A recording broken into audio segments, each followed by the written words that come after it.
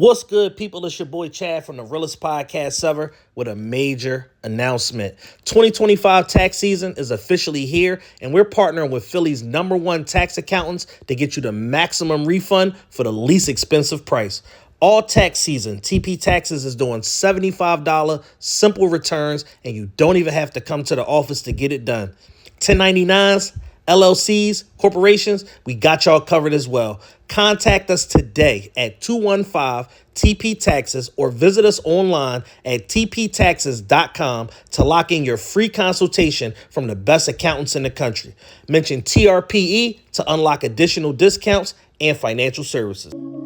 Y'all's the hate on all of my moves, but now niggas on it. Y'all used to bait me on me and my views, but now niggas on it. I used to tell them I'ma have me a show, but now niggas on it. Her homies on it. Your homies on it. Y'all's the hate on all of my moves, but now niggas on it. Y'all used to bait me on me and my views, but now niggas on it. I used to tell them I'ma have me a show, but now niggas on it. Her homies on it. Your homies on it. Realest podcast. TRP Nation, what's good? It's the Realest Podcast ever. We back. I'm your host, Chad. Y'all know what the fuck going on, man. Like, We're back here, man. It's I guess Super Bowl Monday, day after the Super Bowl. all my hoodies are getting cleaned today. Like, Okay. I went and took shit to the cleaner, and I'm washing shit. Yeah. It's like 3 hoodies I got. So I put this on and went down to the gym, went to the store, and everybody's like, "Go Birds!" And I'm just like, "Fuck you talking about?" I'm like, Oh, the "Oh, green, yeah. oh, shit." Yeah, so it's Shit. as y'all know, we're here in the Philadelphia region, man, and it's pandemonium right now, for the Eagles. Beat the Kansas City Chiefs and their dark magic outright, as Mikey Miss used to say. Whooped them 40-22. Game was not nearly that close. That was some garbage time pickups or whatever that that Casey had, man, and and tightening the whatever. Yeah. Yeah. And shrinking the lead or whatever to make it appear closer than what it was. Patrick Mahomes' stats were not really what they were. A late bomb to Xavier Worthy. A couple of our gambling friends, caught that. The Chiefs plus 25 and a half. It was down 26. Yeah. Yeah.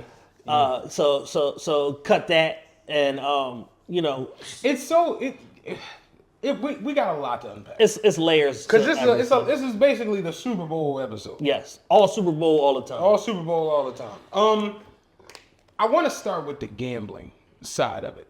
Can we start there, like at the very top? They've literally gotten to the point now where they're literally just feeding off of y'all.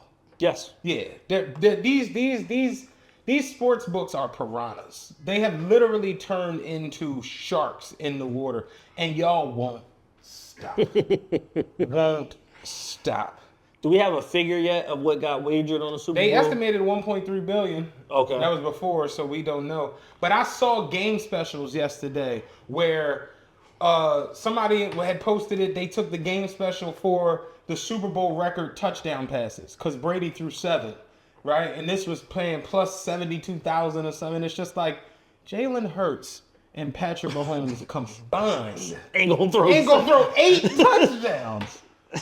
What? Yeah, that was wild. Do you understand that, like, that's rarefied air to throw 7 of them things in a game, let alone the Super Bowl? Yeah. You have to have an offense that yields that. Like when Brady and them put up 500 yards, that's what you have to do crazy shit like that. Right. Then they had a joint that was like Saquon to break the single game rushing record, 322. Yeah, I'm just like, why are you betting this type shit, man? Right. It's just crazy seeing the shit that people were willing to bet. But then when you see actual gamblers and actual prognosticators, and it's like, oh yeah, real quick at the end of the game, picked up 10 grand. It's like, yeah, it makes sense. Right. It makes total sense. Like, this shit was wild yesterday, seeing all the bets that were actually going out. Yeah, shout out our guy, Kelso, Art Bully, hit Cooper DeJean plus 2,800 for a touchdown. That was wild. Cooper DeJean had him a day. It was funny because when it happened, Lee was like, "Is he white?" I'm like, "It's Cooper DeJean." You know what I'm saying? Cooper DeJean is white. DeJean Cooper is black. As a white man, you know what I'm saying? But yeah, he Thought he was Creole. he became the second person in NFL history to score a touchdown on his birthday in the Super Bowl. Oh, it's his birthday too yesterday. Saquon didn't score yesterday. He had a chance to become the third one, but yeah, Cooper DeJean did it. Damn. Shout out to Cooper DeJean, man. Yeah. Have yourself a day, sir. Yeah. You know what I'm saying? It was like him tomorrow back in Philly. It was remember the skinny boy from Road Trip was with the thick black Yeah, John with the yeah, leopard yeah. shit on. Yeah, straight up. But how you feeling to start all of this? You look a little tired. I'm whooped. I didn't sleep. Were you out there yesterday? No, hell no. Oh, okay. But I was at a Super Bowl party with my girl, her family, or whatever. I just couldn't, for whatever reason, my brain just wouldn't shut off last night. Like, so I couldn't really sleep. Getting much. ready for the parade? No, I'm not getting ready for anything. I just, Okay. for whatever reason, like just, my brain just, wouldn't shut off last night. So I didn't really, I didn't really sleep much. Mm-hmm. And, because so much occurred between NFL Sunday, NBA Saturday, AD, all of this shit. I don't know. I just kind of just out here working off of residual adrenaline, I guess. You want a Red Bull or Yeah, I'm straight. I'll cocaine? survive. Let's start with the fact that the Eagles did win it. Congratulations to the Philadelphia Eagles. How do you feel about this Eagles team in the pantheon of Eagles great teams and championship teams? I think this is probably the best Eagles team of all time. When you look at how many games they won, point differential, adding a dynamic playmaker like, Saquon, the shoring up the offensive line after losing a first ballot Hall of Famer in Jason Kelce, and literally hitting on every single draft pick that you've had since the last time you went to the Super Bowl brings you forward to, where you are today. We've been on the record since when the Eagles went to the Super Bowl the first time of how much we like this team, how much I personally like Sirianni. I can't remember if you like Sirianni or not. I thought Sirianni, remember they wanted to fire Sirianni. That's what I'm getting to. And I thought Sirianni was getting the short end of the stick. I was like, Yeah. he went to a Super Bowl. Why y'all want to get rid of him so fucking fast? Who you going to get? Yeah, and Marty then- Schottenheimer ain't out there. Like, And then last year, when they started 10-1 and then they had that collapse to finish the season, that was everybody's like, aha, like, we got you, motherfucker. Like, you. all right. All right. Stuff is falling in here. This is some of that New Orleans voodoo. So that was everybody's kind of like, aha. And it's like, I understand how emotional the fan base is, in general. I've grown up around it. I've seen it my whole entire life. The whole sports talk community here in New York is unlike anywhere else in the country. It doesn't exist in the same pockets. Like, how y'all got that many minutes on your anytime Exactly, playing? because Yeah. to juxtapose it against like Central Texas, look at like Dallas. Jerry Jones has a radio show. Can you imagine if Jeffrey Lurie had a radio show and the Eagles aren't playing well? The things that people will be calling in and saying to Jeffrey I don't know if I Lurie. ever told this story, but my old job was a white boy we worked with, and he had one of them real white man voices. Yo, man, what's going on? That's how he Yeah, did. yeah. And he was in our break room one day. We was playing cards, and he was going off about the Eagles. It was Sunday afternoon. The Eagles was on. We was in there sitting for overtime, and he was going off because the Eagles was down like 31-7 or whatever. He was like trying to talk about it, like, no, cause you don't think, and everybody's like, eventually was like, yo, man, we just shut the fuck up and leave us alone. We playing cards. He's like, fuck you guys, man. And he walked outside. Old head came back in with the radio. Was like, yo, listen to this shit. It was him On the radio. Yeah, so Yo, he called the radio so somebody was hollering about that shit. yeah, so it's like our sports climate is different than anywhere in the country, and it extends to every team. But the Eagles are by far, when you talk about engagement, talking points, emotion, like literal sickness that people get when the Eagles aren't performing well, it's unlike anything else in the I had country. this talk recently with somebody, and they were talking about like different cities where different things, this sports team is that, like in New York. I don't think the Giants or the Jets have a connection with New York the way the Knicks do. Right. Fair to say, right? Yeah. But then you look at a town like here where it's like the Eagles trump everybody almost combined. Yeah. This is Eagle country. Look at Pittsburgh. Steeler Steelers country, over electric, Yeah. oil. Hey, we got a baseball team? All that shit it don't matter. Random, did you see the bull who pulled the one-on-one rookie card for the bull from the Pirates? Yes. And they offered him, it was like a couple signed jerseys, some. It was like bunch of memorabilia, like Rick Ross say, and two tickets behind home plate for the next 30 years. The very next announcement was that card is now at Golden Auction. Shit has been the contract. At Golden Auction, like seconds later. And one of the guys was like, he was like a financial advisor or whatever, and he was like, let me break down, because everybody was like, yo, that's crazy how you turn down season tickets for the next 30 years, you basically go to games for the rest of your life. And he was like, let me break down the reasons why this was a terrible offer and why he was supposed to decline it. And he got off into second and third, financial. Yeah. He got off into price of tickets going forward if the team plummets and becomes a non-factor, and all this shit. Everybody was like, yo, this breakdown was great. I'd have turned that shit down just because ain't no chickens. Yeah, not a dollar. Yeah, y'all don't pay any cash. Yo, they offered you season tickets for 30 years. That shit was... baseball is so cash rich that in lieu of showing their books, they basically just said, give the players whatever the fuck they want. Yeah. No salary cap forever, because the alternative was opening their books and exposing how much money teams like the Yankees and the Red Sox and the Texas Rangers and the Arizona Diamondbacks and the Phillies, teams who all have their own television network or a TV partner or whatever in a local market for 162 fucking games out of the year. So in lieu of doing that, they were like, there's no salary cap ever. You want to give a motherfucker $1 billion, do it. We don't give a fuck. So to know that that is the case, and you don't offer me no cash whatsoever for your ace pitchers, one of one rookie card, y'all are on dog food. Y'all are on that fucking food. Y'all on that good Fetty, the shit that 4-2 Doug was rapping about when he first came out. Baseball giving out $800 million contracts. I need something. I need money. I need something. You see they sent Shohei Ohtani manager. Oh, they did? Yeah, 17 years and shit. Shit. Yeah, but I commented on it. I got flagged because I'm like, is it 17 Hong Kong years? Or because they got a different math. They got a new year every 3 months. So I was like, what? How long does he actually have to do? They flagged the shit out of me. Oh yeah, you out of here. Culturally insensitive. Yeah, I was like, God damn. You can't say nothing on Instagram, but that's a whole nother show for a whole nother show on a whole nother day. 17. I was like, damn, man. 17 just trying to get it better. Oh, Shohei. Shohei. 34 billion. Shit bad. That shit come out to 142 grand. Down there at the ponies. 17 years. 17 years impersonating Shohei Ohtani on the phone to get the bread released. What a dickhead. Dickhead of the year. Dickhead of life. Because Shohei is going to be a multi-billionaire when it's all said and done. Absolutely. They said he's literally making almost $100 million a year in fucking endorsements in Japan.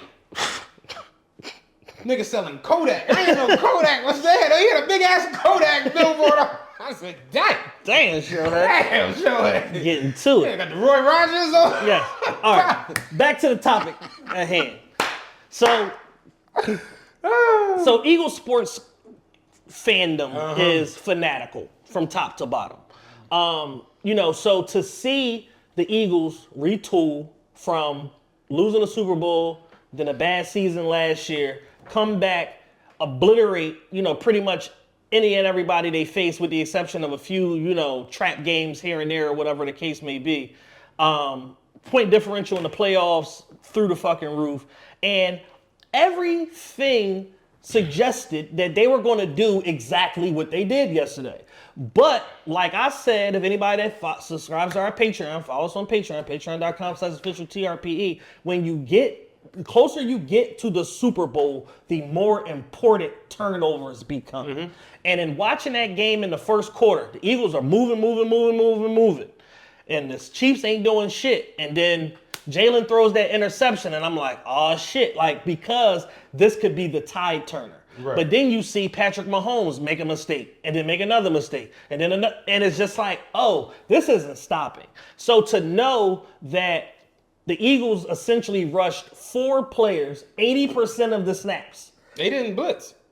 Yeah, like 85, 90%. No, they didn't blitz one time. Oh, that's crazy. They said it at the end of the game. It was like, yo, this is the first time they think they've ever seen where they never blitzed. They was 4 rushers the whole game. Yeah, so to see that and they just get obliterated, up front. It reminded me of the Tampa Bay game all over again, which is how you have to beat the Chiefs. You have to be a pest, you have to be violent, you have to be annoying and disruptive to Patrick Mahomes, or you are not going to beat them. If he has any sort of open window, 2.5 to 5 seconds consistently, he's going to find somebody, even if it's broke down Kelsey or passes prom, DeAndre Hopkins, whatever it is, he's going to find them. But the Eagles' defensive front four just were so disruptive that they just couldn't get into any rhythm. And what ended up happening with KC is the same shit that they did right before the Tampa Bay Super Bowl. This position is failing, so we take a strength and then we move it over here. So they took Joe Tunney, their all-pro left guard, and moved him to left tackle. He's not a tackle. So instead of saying, all right, we're going to commit an extra tight end, right guard, and move them to left tackle. So now somebody said this yesterday on some of the post-game coverage. It's like when you take one strength to mask a weakness, now you create two weaknesses because he doesn't play that position. Yeah. And 2 weeks is not enough time to get him up to speed to be able to play that position at a high level. And then now you're playing some whole other player that's a reserve at this other position when you had him earmarked for reserve work all fucking season. So it's the same exact thing that went on with them against Tampa Bay. They were just wholly unprepared, from an upfront standpoint. And those turnovers, man, they cost you. Patrick Mahomes turned the ball over 3 times. You're going to lose.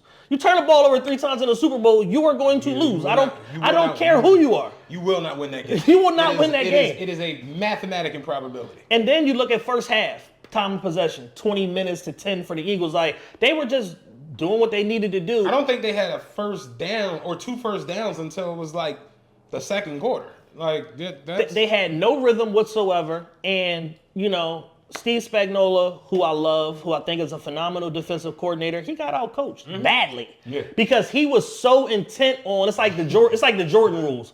We ain't gonna let Jordan beat us. These other niggas gotta beat us. So now you throwing 4 people at Michael Jordan. Kerr's open, Hodges is open, Cartwright is down low. It's like that shit where it's like, yo, y'all just let everybody else obliterate y'all as if these guys aren't either present or past all pros or Pro Bowlers. Like, these are not scrubs that they got on the edges. Dallas Goedert is not a fucking scrub. Somebody said that the Chiefs' game plan was to neutralize Saquon, and they did that. The problem with the game was they forgot the 52 other players. Oh, shit, there's more players out there, huh? There's other guys. Hey, who that? Who that? Who's this Dotson that just caught this bomb? They had Andy Reid. You know how you be looking at the game, the playbook or whatever, and then they had the camera view on the other side. It was the Waffle House menu. Cream chip beef, looking like that's gonna be it, man. We're gonna hit that in the game. They use 3 strips of bacon now with the first. But let me start by saying this. First off, congratulations to the Eagles. Absolutely, big congratulations. The city, to the Eagles. Is on fire right now. I'm gonna start here because it was a video going around today, and fuck everybody. That's genuinely where I'm. Who's on the video? Me and you. It's okay. right here. Oh, nice. You know what I'm saying? And this video was from a long time ago because I had hair. You know what I'm saying? Like that was where I was at with it. So the video was from our annual awards show. Okay. And it was my Y'all Weird of the Year. And it's so funny. And having this happen, it really does put in perspective how things get taken out of context with celebrities all the time. Yeah. I'm not a celebrity, so I'm kind of weirded out that I got taken out of context, but whatever. But me and you were talking about Saquon not being able to go rush for the record. Against the Giants, no doubt. And I thought that was strange because again, as a Cowboy fan, I wanted Saquon Barkley to go break the record. You know what I'm saying? Yeah, God forbid. How about that? How about that? Like, I wanted Saquon to break the record. And in that show, I said, y'all sitting him on the veil of, we resting our players. We got a Super Bowl in mind. Yeah. It's like, Well, what about if you go break the record and then win the Super Bowl? And I brought up Lil Giants. You kick it to us, we ram it down your throat. Or we kick it to you, we take it from you, and then we ram it down your throat. Like, when did Smash Mouth football somehow go out? So what I said in that show was, what's more likely? Saquon rushing for 100 yards in this game, or y'all winning the Super Bowl? The reason you get crazy odds on winning the Super Bowl is because that's difficult. But Saquon in a season where he's rushed for 100 yards 14 fucking times. It's an inevitability. What the fuck? Against his old team where the record is on the line, he's getting them. So to see that video taken to somehow I said the Eagles ain't gonna win the Super Bowl. And then literally in the last 2-3 weeks, every week I'm saying, every fucking metric says that the Eagles win this fucking... It's just mind-blowing. And it's like, Dre at least started that shit.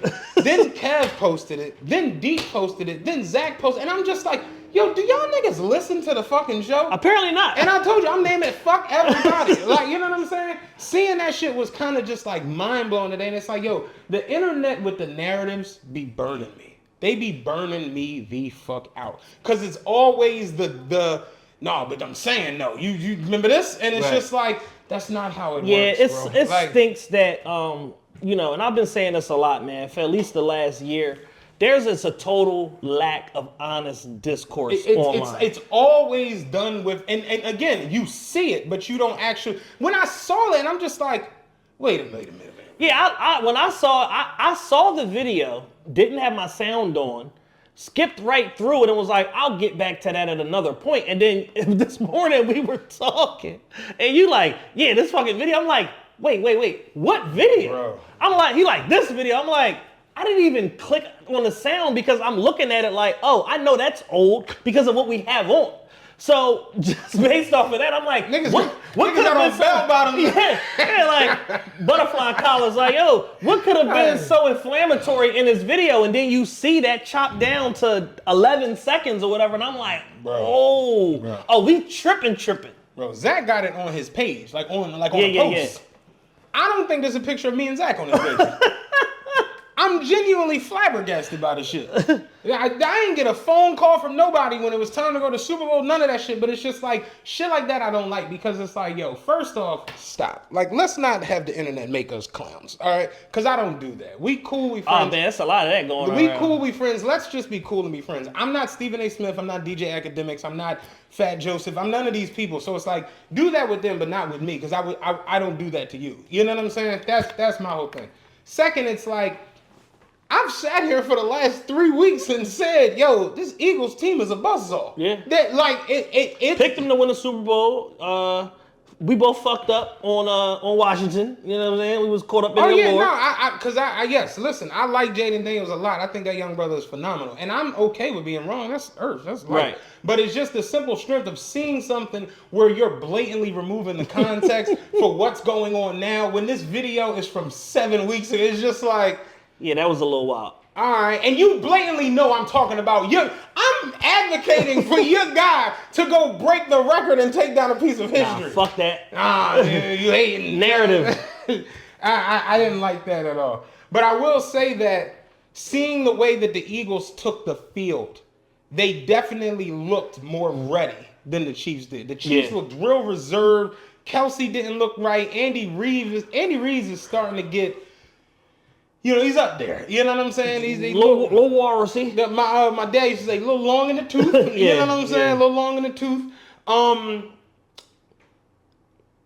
I'll say this. When you look at this Eagles team, and this is no hatred, this is none of that shit. When you look at this team from top to bottom, from QB1 down to long snapper, they're set up to be a dynasty. For sure. If it goes the right way, you know, injuries and trades and free agency and shit like that. You have your quarterback, you have your running back. You got a young offensive line, you got a young defensive line. You got Lane Johnson, but still. You know what I'm saying? Lane Johnson is the man. But it's like, yo, they've gotten rid of, like you said, Jason Kelsey. We got him out. Brandon Graham didn't need to be out there yesterday. Man, Brandon Graham is like that nigga that, there was a video that went viral. Of course it was in Philly because we're unhinged. Mm-hmm. But Bull pull up, he in the car with his girl, and he see a nigga getting jumped. And he like, yo, what's going on? Oh, yeah. Nigga hit your sister. Oh, hold my phone, babe. I gotta get some of this. He gets out and get a couple punches and kicks in and then jumps back in the car out of breath. That's Brandon Graham. Brandon Graham wasn't in playing shape. He had a gut. Nigga had the Terminator arm, all that shit. He's like, I got to get out. He had the Winter Soldier arm. I got to get out there. You know what I'm saying? Like, I need some action and shit. Come on, Vic, come in. Come on. Get some of this. But like, let them young boys do their thing. Yeah, like y'all up 28. What the fuck you out there, man? The what was I about to say? Jalen Hurts won MVP. Phenomenal. As he should. He looked great yesterday. He did everything right, and he bounced back from a mistake. Bounced back from the interception. He did have a one joint he underthrew, which was the interception. Yeah. But then he hit Devontae. And you know what's crazy, yo, for all my gamblers? And I should have called it out.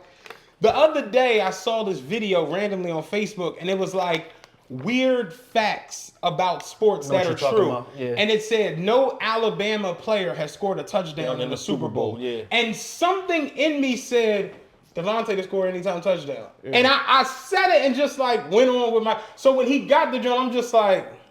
Yeah. Your first instinct was the right one? Your first instinct is... I saw the video. I looked dead at it and was just like, damn, Devontae Smith ain't scored in the last joint. Yeah, he damn sure didn't. He might score the other day. Yeah. Like the cooking his crap, like whatever the fuck. Like, but yeah, it from top to bottom yesterday, it was an annihilation. I, as a Cowboys fan, I looked at the camera. I enjoyed watching this shit. Hell yeah. Because, like we've both said, somehow I hope the context is there. We like this team. Yeah, I like these players. This isn't even the same. This isn't the same anything from the Chip Kelly era. No.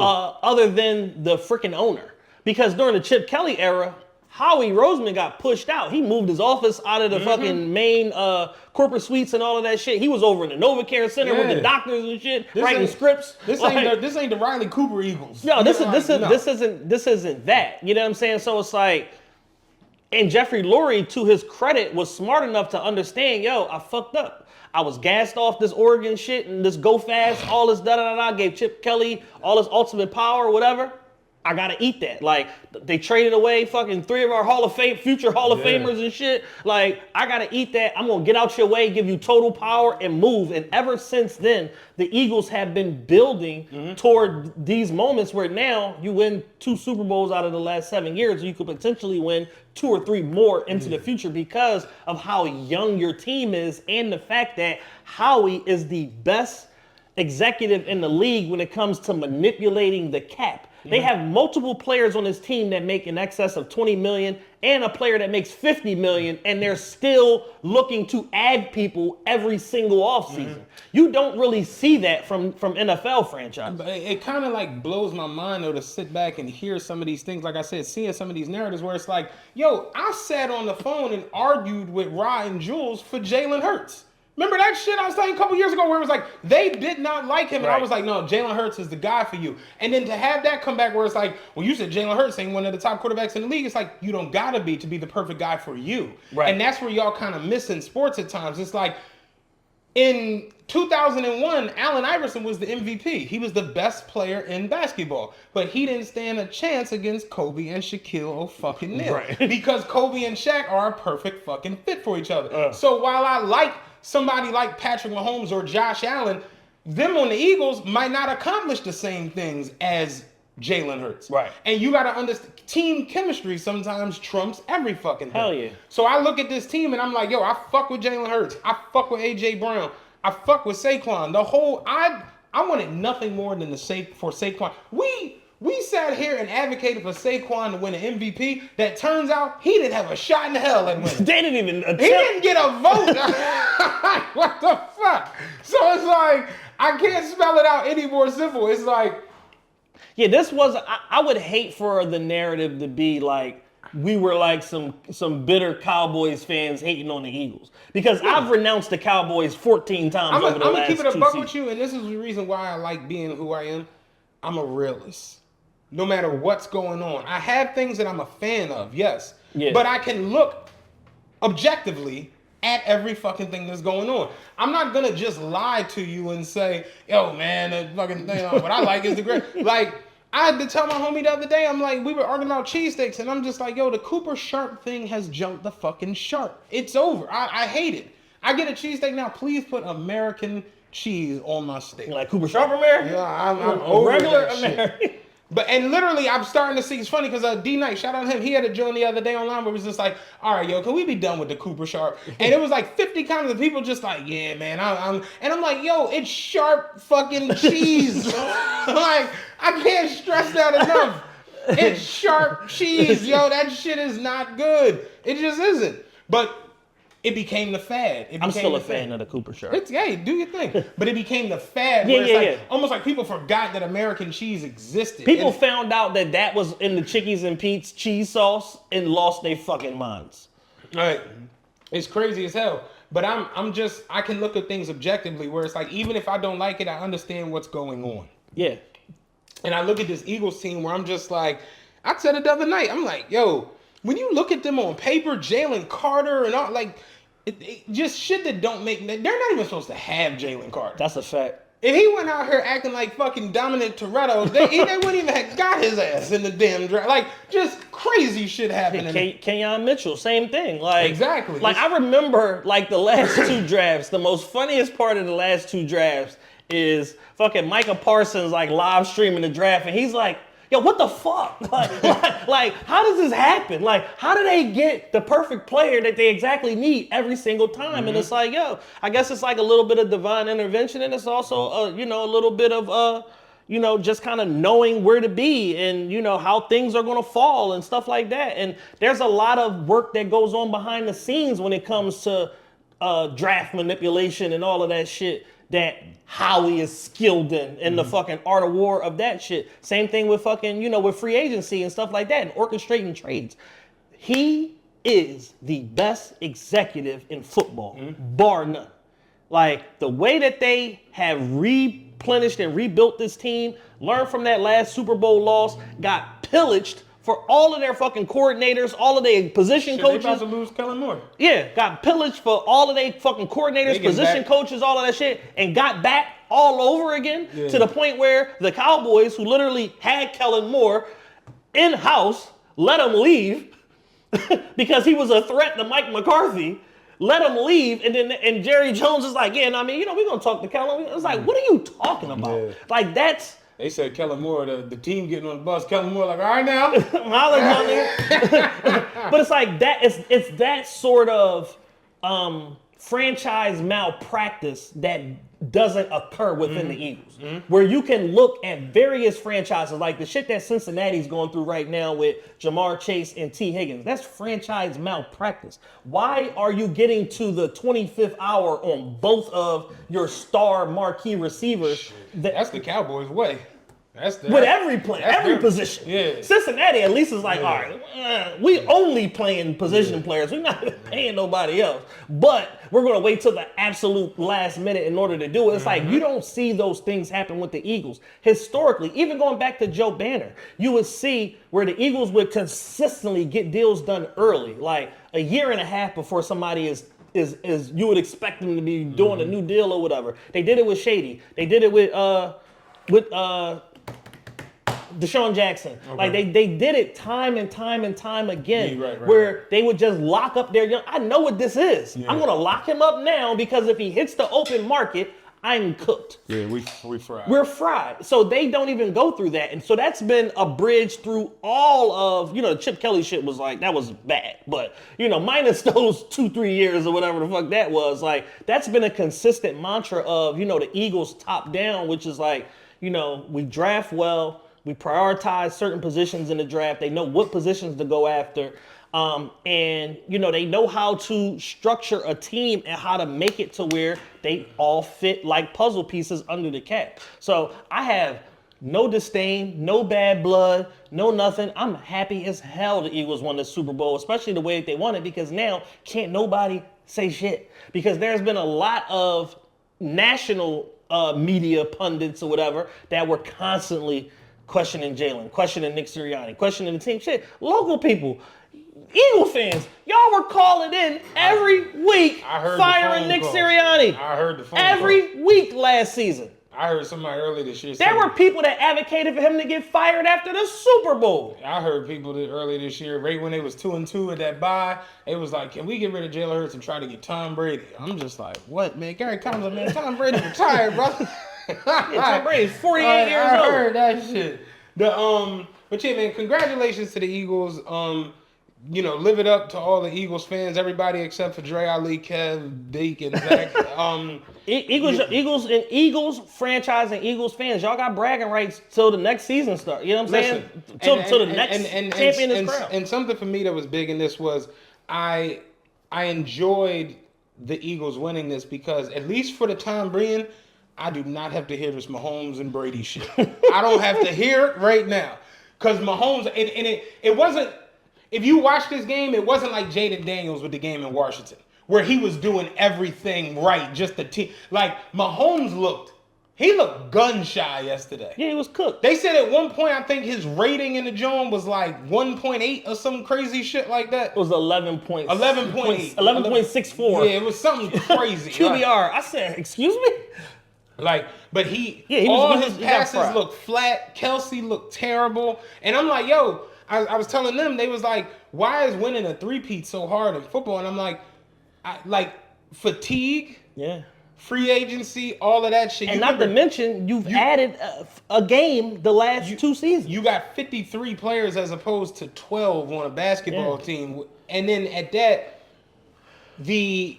it's a physical game. So motherfuckers get hurt, motherfuckers get old, motherfuckers get, all CTE, all that kind of shit. And the Chiefs, to their credit, were surprisingly injury-free from their most important players, but that interior play just cooked them all over again. The reality is, like, you watch their games this year, and they were getting extremely lucky on some witchcraft shit, where it's like, how are they winning all these close games? They had 12 games this year. They won on the last drive and won by a possession. You know what I'm saying? Like, it was crazy as shit to what they were doing this year. And then they had the crazy shit with the Bills. And it just, all right, yo. And looking back, I'm like, yo, I told mommy, I think that the Super Bowl would have been a much better game if it had been the Ravens.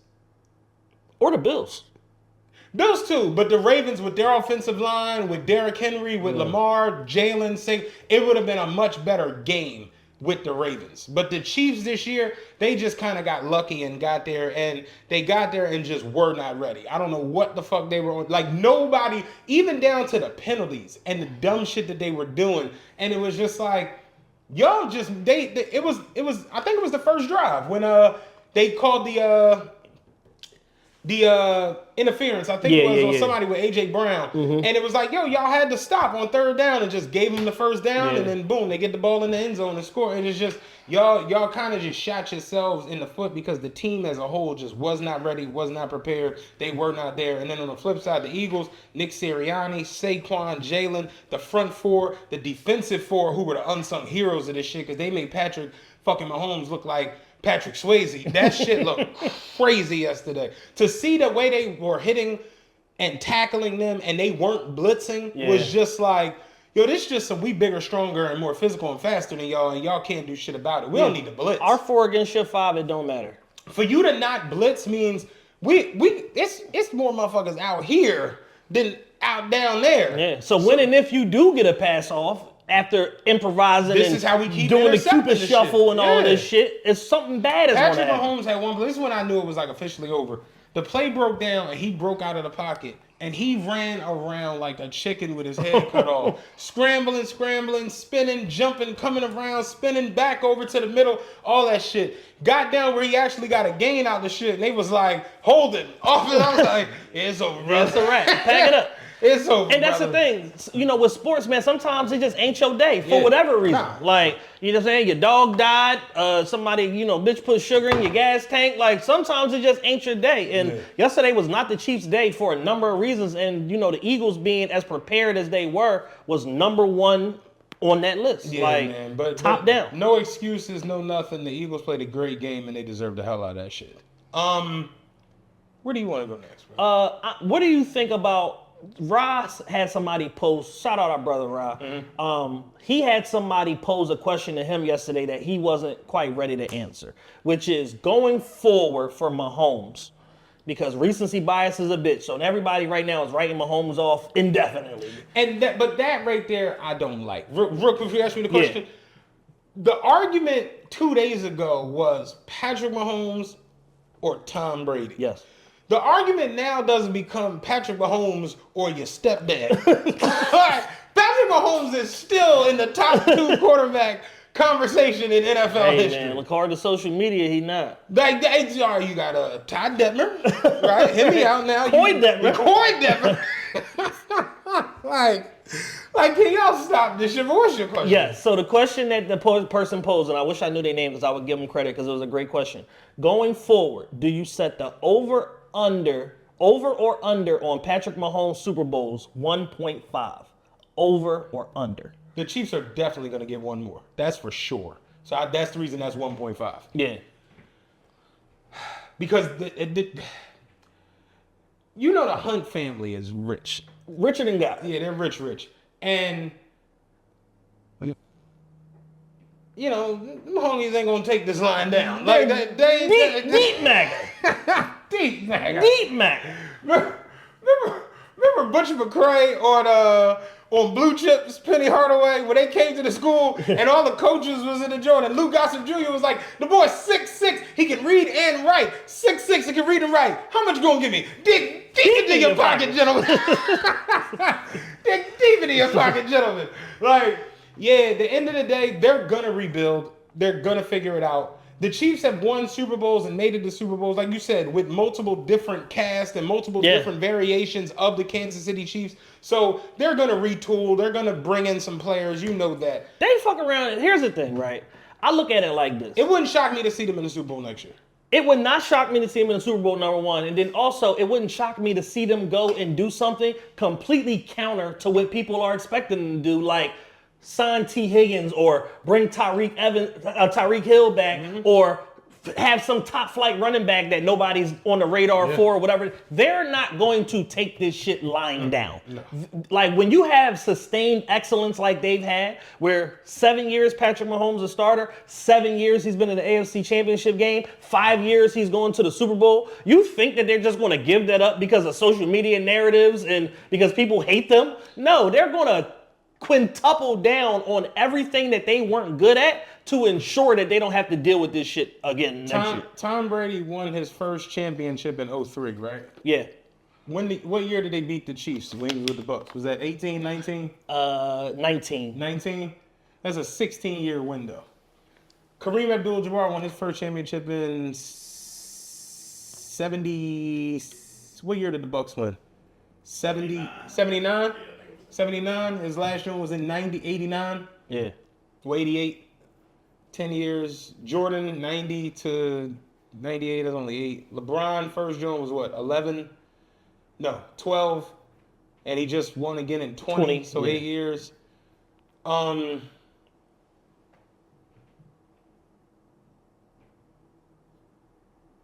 He for sure gets one more. Right. It's how fast he gets. If they come right back and win one next year or the year after that, then it starts the clock all over again. He's gonna have the opportunity when he's young enough, when he's in good health enough. Yeah. He doesn't get hit much. When he does get hit, but he doesn't get hit bad. He's figured out a way to. Even him sliding yesterday, he knows how to protect himself very well. For sure.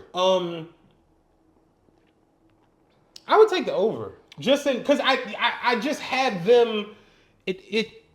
When does Andy Reid hang it up is the question. Right. And who's the heir apparent? Who's next? If Andy Reid's gone, who's next? You see what I'm saying? Is that a college coach? Is it somebody that we don't even know, that's some wonderkin like a Sean McVay that's somewhere out there in the NFL now that's going to get rapidly promoted? It's a big difference if it's like, a promotion from in-house or Shannon Sharp. That was just like, all right. Now. That changes everything. Yeah, Stephen A. Smith is coaching the Chiefs. That changes everything. Random, Shannon Sharp. Did you see him letting his brother know he's in the I loved it. That was excellent. That was cool to watch. You know I absolutely loved it. And for those that don't really understand, Sterling Sharp, for his 6-year run, was probably the best receiver in football. He was one of my favorite players when I was a kid. He was absolutely phenomenal. He was lights out. Dog, 6 years. 4 Pro Bowls, 4 All-Pros. He led the league in receiving yards twice. He led the league in receiving touchdowns once. He led the league in receptions 3 times. in those 6 years. Yeah, absolute dog. Absolute dynamite. And then that neck injury, it sat him down. But to see him, be able to get that respect coming out of that little Green Bay era, and he wasn't there for the chip. Yeah. Because of the neck injury, but to see Shannon let him know that he got in, I was like, that was cool. Yeah, that was beautiful, man. To that point, he only played 6 years. He got 64 touchdowns. That's crazy. Michael Irvin has 65 for his career. That show you how crazy those 6 years was. Yeah, Sterling Sharp was something unlike. Yeah. He was essentially a tight end at wide receiver. Yeah. When Brett Favre don't throw an interception, it's normally a touchdown to Sterling Sharp. Follow-up question. Okay.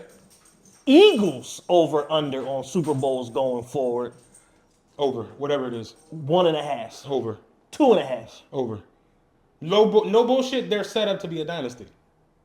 That's not even hating. That's just being honest. And my Cowboys, y'all know the crazy part with you Eagles dickheads is I'm in trouble with my Cowboys. This shit is crazy. This shit is crazy. But I just look at positions, like never mind the interior, the position players. Yeah. You have a top tier quarterback, right? Mm-hmm. Who now has he leapfrogged a lot of guys that we were saying wasn't. Is he at that Matt Stafford in between elite level now? No. Played pretty elite last night. He did, but it's just I look at like elite quarterbacking of like and again, I like Jalen Hurts. I've advocated for him since he got benched. I liked him since he got benched because they benched him for the nigga from the Dolphins. Tua. I've liked him since he got benched. I remember Jules like, because he got benched and then he bounced, and it's just like, yeah, fuck y'all. Y'all ain't gonna let me play him out. What the fuck? I'm not gonna stay here, sons of bitches. Like, I get it. Yeah. But you got your quarterback who, it's difficult because there's two ways to go about quarterbacking now. You understand? It's gunslinging, throwing the ball a mile, or you doing dynamic shit, breaking down out of the pocket. Right. He doesn't really do either of those. Great. Right. He can do both, but he's not great at both. I think that's a fair assessment. But he's cool as shit. How about that?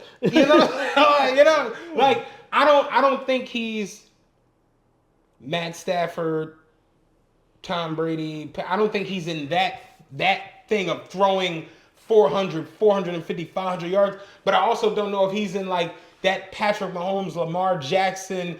I can come out this pocket and do some out of this world shit. Yeah, I just think he's a great quarterback for them.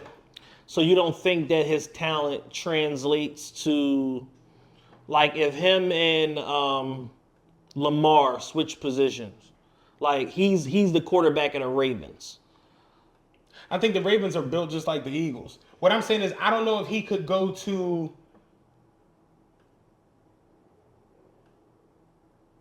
I'm not sure he could go to the Texans and be like Super Bowl MVP. Or the Cardinals or something like that. Or the Cardinals. Yeah. Right. Or going a different route, because I'm bringing up Kyler Murray, of course, and CJ Stroud. Yeah. But I don't think he could go to the Bengals and do the Joe Burrow shit. Yeah, just because I think the Bengals is a unique situation where Joe Burrow has to throw for 4,500 yards, or they can't even compete. Just Nikola Jokic. Yeah, because of the ineptitude of the franchise. And this is the difference between having a good franchise and a bad franchise. Because you can beat all world on a bad franchise, but you're asked to do so much that even when you do, you're still going to fall a little bit short. And that's been perpetually like a thing with Joe Burrow, because like just this year, for example, he had the most times in the history of the NFL where he scored 28 points and still lost. He also had the most times where he had scored 30 and still lost. Like it was like just keep running it up the chain and he still loses. So I think that's a unique situation. I'll say this with the Eagles. I think everything they have right now is a perfect fit for what they're doing. Absolutely. And if they move one of those players, it's like dominoes. It's just gonna But when I look at the position players, you got your quarterback. You got your running back.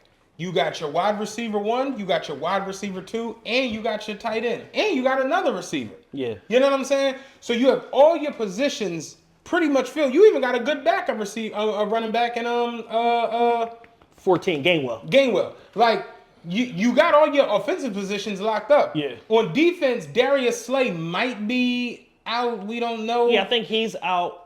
I think everybody else is young as fuck. You see what I'm saying? You got White Lightning back there, intercepting shit. Like, you got your positions. On your line, you're going to lose Lane Johnson eventually. You know that. Yeah. But you got Milton, Jalen Carter. Jalen Carter's a young boy. Like, they're like, Brandon Graham is out. It's cool. We didn't beat you yesterday. We didn't. We did not beat you, but thank you for coming. Like, thanks for activating yourself from IR. Nick Sirianni has basically given himself a new lease on life. Nick Sirianni's probably he just gifted himself 6 more seasons. Easily. You got Howie Roseman, who's a phenomenal GM, and Jeffrey Lurie, like you said, I'm done with the old way. Y'all work it out. Just holler at me when I need to sign a check. When I gotta cut a check, and that's what I'm here for. But I'm out of football. I just look at the only other team I see being a bither bother immediately to the Eagles on that level is the Ravens and the Chiefs. Yeah, that's it, and that's a whole nother conference. What do the Ravens got to do to break through, or what does Lamar have to do to break the Ravens through? Because he put him in position this time, and Mark Andrews, one of the greatest tight ends in NFL history, drops the damn 2-point conversion. But that's football. Yeah, that's the any given Sunday shit, and that's the reason there's only one game.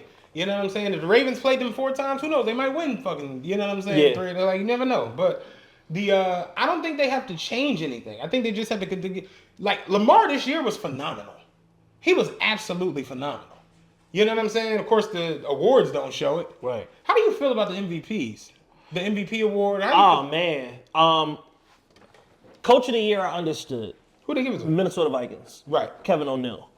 Coach of the year, I understood because Minnesota wasn't expected to do nothing. When I saw that they signed Sam Darnold at quarterback, I said, damn, they could have signed me. I was available. Yeah. I fit the criteria. I didn't get the call. Yeah. I felt like Isaiah Thomas getting snubbed from the Dream Team. Take that hat off. Trying to look like Sam Darnold. You know what I'm saying? So, I was in there. You know what I'm saying? I could have dropped a few LBs. I could have been ready for training camp. So, once I saw that, for them to go 14-3 or whatever the final record was that they had, that shit was phenomenal. So, I understood him winning, Coach of the Year. Jaden Daniels, obviously, that's our guy. I understood him winning, Offensive Rookie of the Year. Defensive Rookie of the Year, Jared Verse. A lot of people were up in arms about that because they don't show you quarterback pressures and hurries as an official stat. Right. He was off the charts in that category. And he's a player he's in like the Joker position where you could play him in so many different positions and he's still impactful and effective and he's only going to get better. So again, I think that was right. The all-pro selections, all of that old shit. I felt like they got that. I was like, oh yeah, because when the players I defer to what the players say. The players put their all-pro lists out, and it was pretty much identical to what the media ended up voting on for all-pro. So now the only thing that you start to get confused about is the MVP because we called it weeks ago. Like week 14, we said Saquon is winning Offensive Player of the Year. That was in the bag. Which has basically become a glorified running back / wide receiver award. It's a weapon award. Yeah. Because we're not going to give you the MVP. So with that being said, all right, cool. What I don't understand is the incongruency between Lamar is first team all-pro quarterback, voted by the media. The same media members who voted Josh Allen MVP at the quarterback position. It's the same exact people. Josh Allen was second team. He was second team All-Pro. So I don't understand that incongruency of how did y'all get everything else right? And y'all just completely flubbed this one because at that point, if y'all are basically saying the 2 quarterbacks cancel each other out, one is first team All-Pro, one is MVP of the league, that would mean what? Saquon is the MVP. Well, but he wasn't. The issue is like they gave out them awards and that Rihanna record is mad ethnic right now. Like they looked around and was like, yo man, we ain't got no white power in here. Like Josh Allen, you get like, and I kind of think it was the media's intention to give him the award after like week 13 or week remember after he went on that crazy run where he ended up throwing no interception. It was just like it was his award, like pretty much whatever. Me personally, I hate that it's become a QB award. One of the writers literally said, I'll never not vote for a quarterback for this award. Yeah, so it's like... He literally said that. Like, why bother? Yeah, it's just like, all right, this is stupid then. So they've essentially made offensive player of the year, receiver, wide running back, and then they made MVP the quarterback. Right. So, just by nature, no matter how good of a season you have as a running back, and Saquon had, in my opinion, the best running back season ever. I know he didn't take the record, but that, but start to finish, best running back season ever. He had the most 100-yard games in NFL history. Yes. Every week he did this shit. He set another record yesterday. I guess it was like maybe total yardage. Oh, total yardage for the season. For the whole season. Yeah, I saw that. He had 20, what he had, like close to 2,500 yards? I tried to tell everybody not to fuck with Saquon on their tickets or bets or whatever. And I had this theory I explained it to Jules. I'm like, when you see over-unders drop drastically after they've continuously gone up, the odds makers know something. Saquon's over-under in the game against the goddamn, not the Packers. What was the second game they played? The Rams. His over-under in the game against the Rams was the Steelers. Bears. The Bears.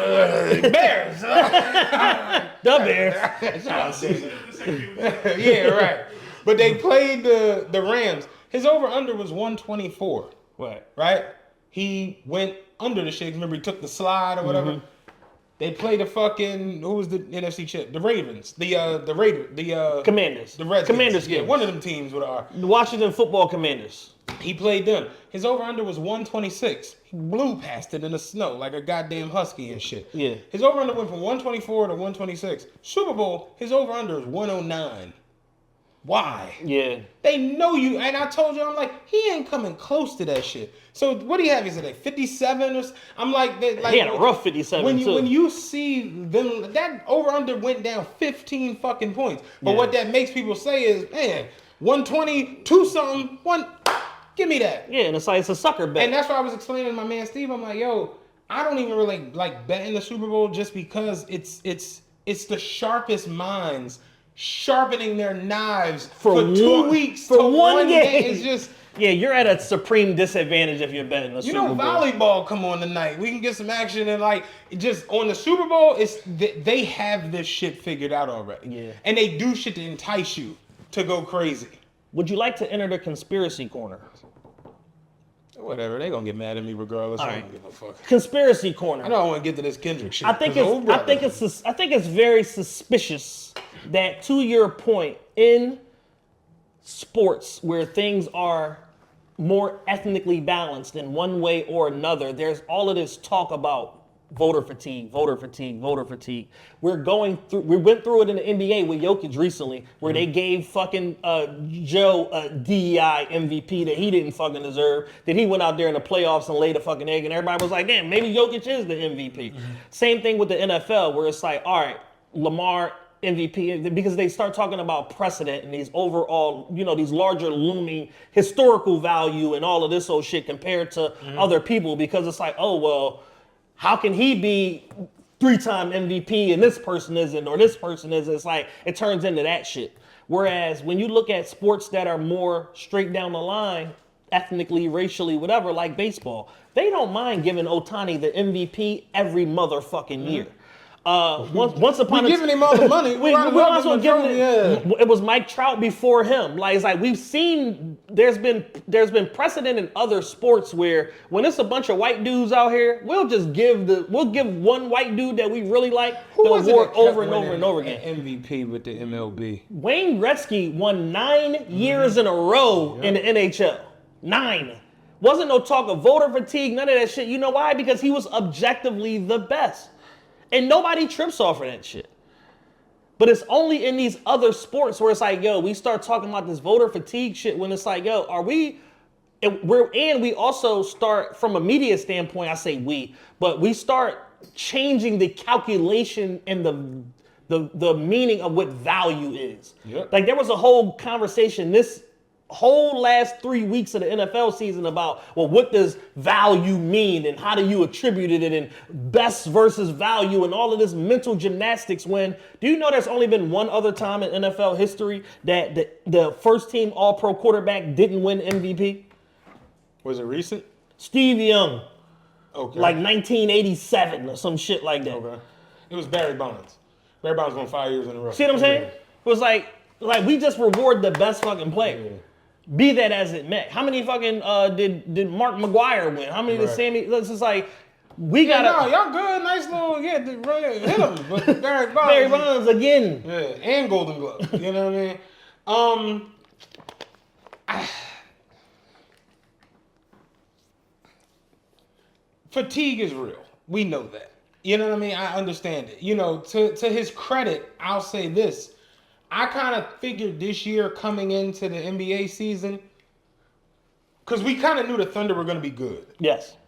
And I figured Shea's going to win MVP this year on some we still tired of Joker shit. To Shea's credit, he's kind of like...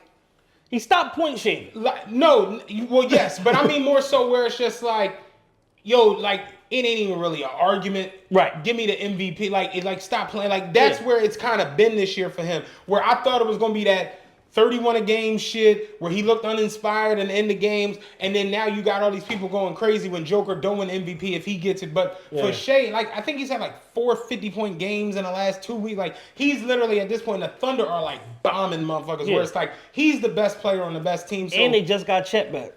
He's the best player on the best team, so him getting the MVP this year will make total sense, where you can't even really argue it. Because the Nuggets just aren't, even though Joker is probably the most valuable to his team, the team just isn't that but they're good. the 5th seed right now. 5th right now.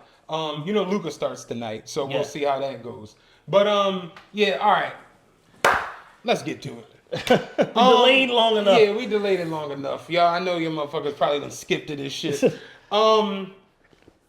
The Apple halftime show featuring Kendrick Lamar and special guest SZA.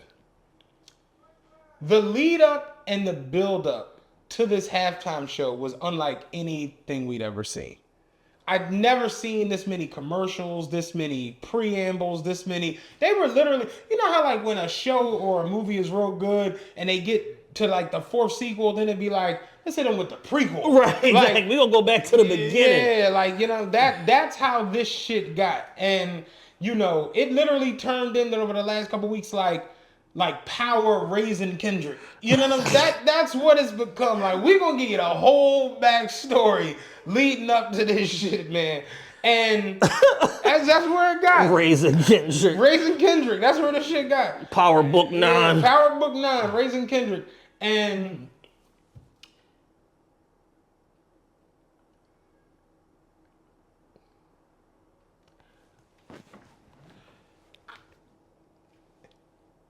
it came on, and my wife looked at me and she was like, "What's this song?" I said, "I don't know this jigaboo shit. I don't know what this is. Like, why would I know what this is?" Like, and to see so many people like, yo, the first song of the, you know what, the Super Bowl, that's like a big thing. Like, what song do you open the set you can with? bet on it, offshore sports books and all that like, shit. looking back over the years where like Beyonce opening with that, Rihanna opening with this, Usher opening with that, it's like for Kendrick to open it with apparently that was the snippet song, the unreleased snippet song. GNX. I'm just like, that's the most Kendrick shit I ever seen in my life, man. Opening it, the set with that, and I knew that the set was going to basically be a 12-minute fuck the boy performance. Yeah. In symbolism and in actual records. To see it turn into an actual, man, fuck the boy. I was joking. You know what I'm saying? To that point, I sent it to y'all today. Joe Buttons and them last week when apparently academics released the set list, and it was the actual set list that got performed to the T, where like he teased the Not Like Us, and then and Joe Buttons on his show said, "Y'all are smoking crack. This is the dumbest set list I've ever seen in my life. Punch would punch him if he went out there and did this." So I'm anxious to see how you backpedal out of that.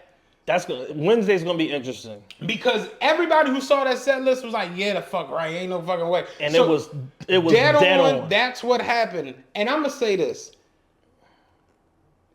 What's the 47th law from 48 laws? Never go past the mark you originally set for yourself. Bingo. Never go past the mark you originally set. Not Like Us did everything it was supposed to do. But at this point, you're beating a dead horse and you're almost doing a disservice to your catalog. My nigga, Bitch Don't Kill My Vibe went diamond yesterday. How the fuck don't Bitch Don't Kill My Vibe come on at that goddamn award show? Money Trees Went diamond yesterday. How the fuck don't Money Trees come on at that goddamn award show? Yep. What are you doing? No, you did not do Man at the Garbage Can. No, the fuck you didn't do that. Man at the Garbage Can always makes me laugh. I was joking. I said, you gonna pull out Man at the Garbage Can. I was playing. Yeah. No, you really didn't do that. You did Man at the Garbage Can, Peekaboo, you did whatever else is on that album. Gloria, Luther, all of that shit. Yeah. And then you ended it with a Fuck Drake Again medley. I never seen that. Featuring Serena Williams. I'm gonna get to that. Very strange. You want to start with your opening salvo for this? Yeah, because I wrote some thoughts down. I told you I couldn't sleep last night. And part of the good thing is that when I can't sleep, I get inspired. I start working. So I started like really going through this, and I wanted to be as fair as humanly possible, be historically accurate also, to put this in its proper context.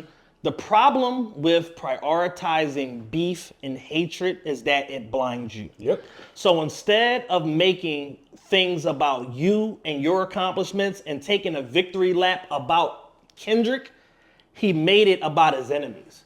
And that's cute for a pop-out show. That's cute for a limited audience and all of that shit. But when you're overly focused on the art of war and the 48 laws of power and all of that shit, you can't violate Rule 47 because now you start upending your own shit and milking this record and the manner and this beef and the attention, associative attention that has come from it has put us in unprecedented territory. We are a few weeks away from the 1 year anniversary of Like That. Yep. And we're so deep in the rabbit hole and in the beef, nobody, including the Grammys, including Kendrick himself, including Future and Metro, are even acknowledging Like That. When's the last time you heard somebody in a public discourse about all of this beef talk about Like That? It hasn't happened because tens of millions of dollars have been dedicated to pushing not Like Us, one, but two, the disruption and dismantling of Aubrey Graham. When Jay and Nas were beefing, late summer, early fall of 01, Jay drops Takeover, Nas drops a Paid in Full freestyle, disappears. December rolls around, December 4th to be exact, Jay-Z birthday, Ether. Well, wait. Jay dropped Takeover at Summer Jam. Summer Jam, so into But the the summer. Nas verse wasn't on there. Wasn't on there. Nas verse came in September. He said, as Nas, he don't want to Right. be Hov at Summer Jam. Right. Album comes out September. Nas immediately responds. And in the midst of that, you got the Hot 97 freestyles, all of that shit, boom, boom, boom, boom. Nas drops the Paid in Full freestyle, disappears. Comes back, drops that record, December 4th. By the time March rolls around, we're not talking about that beef no more. Right. By the time March of 2022 rolls around. Jay was still talking about it. Right. But But even he was like, yo, I gotta get low. Like he dropped Super Ugly. Mom made him apologize. That whole mess. But he went and disappeared. He went to Saint Tropez and all this whole shit. Get low. And it was back to about these hit records. And the music industry collectively moved forward because how long are we gonna milk this beef? To that point, Nas' very next record had I Know I Can, which was an anthem for the children. For the kids. And Jay-Z's next album had Excuse Me Miss. We off the beef shit. Because Yeah, there's so that's real shit. How about it? so again, I told you I was up, couldn't sleep. Yeah. So when you start looking at the history of all of this shit, it's like, all right, let's take another one. Let's look at 50 Cent and Ja Rule, Murder Inc. and all of that shit that encompasses that. Yeah, did he crush Ja? Absolutely.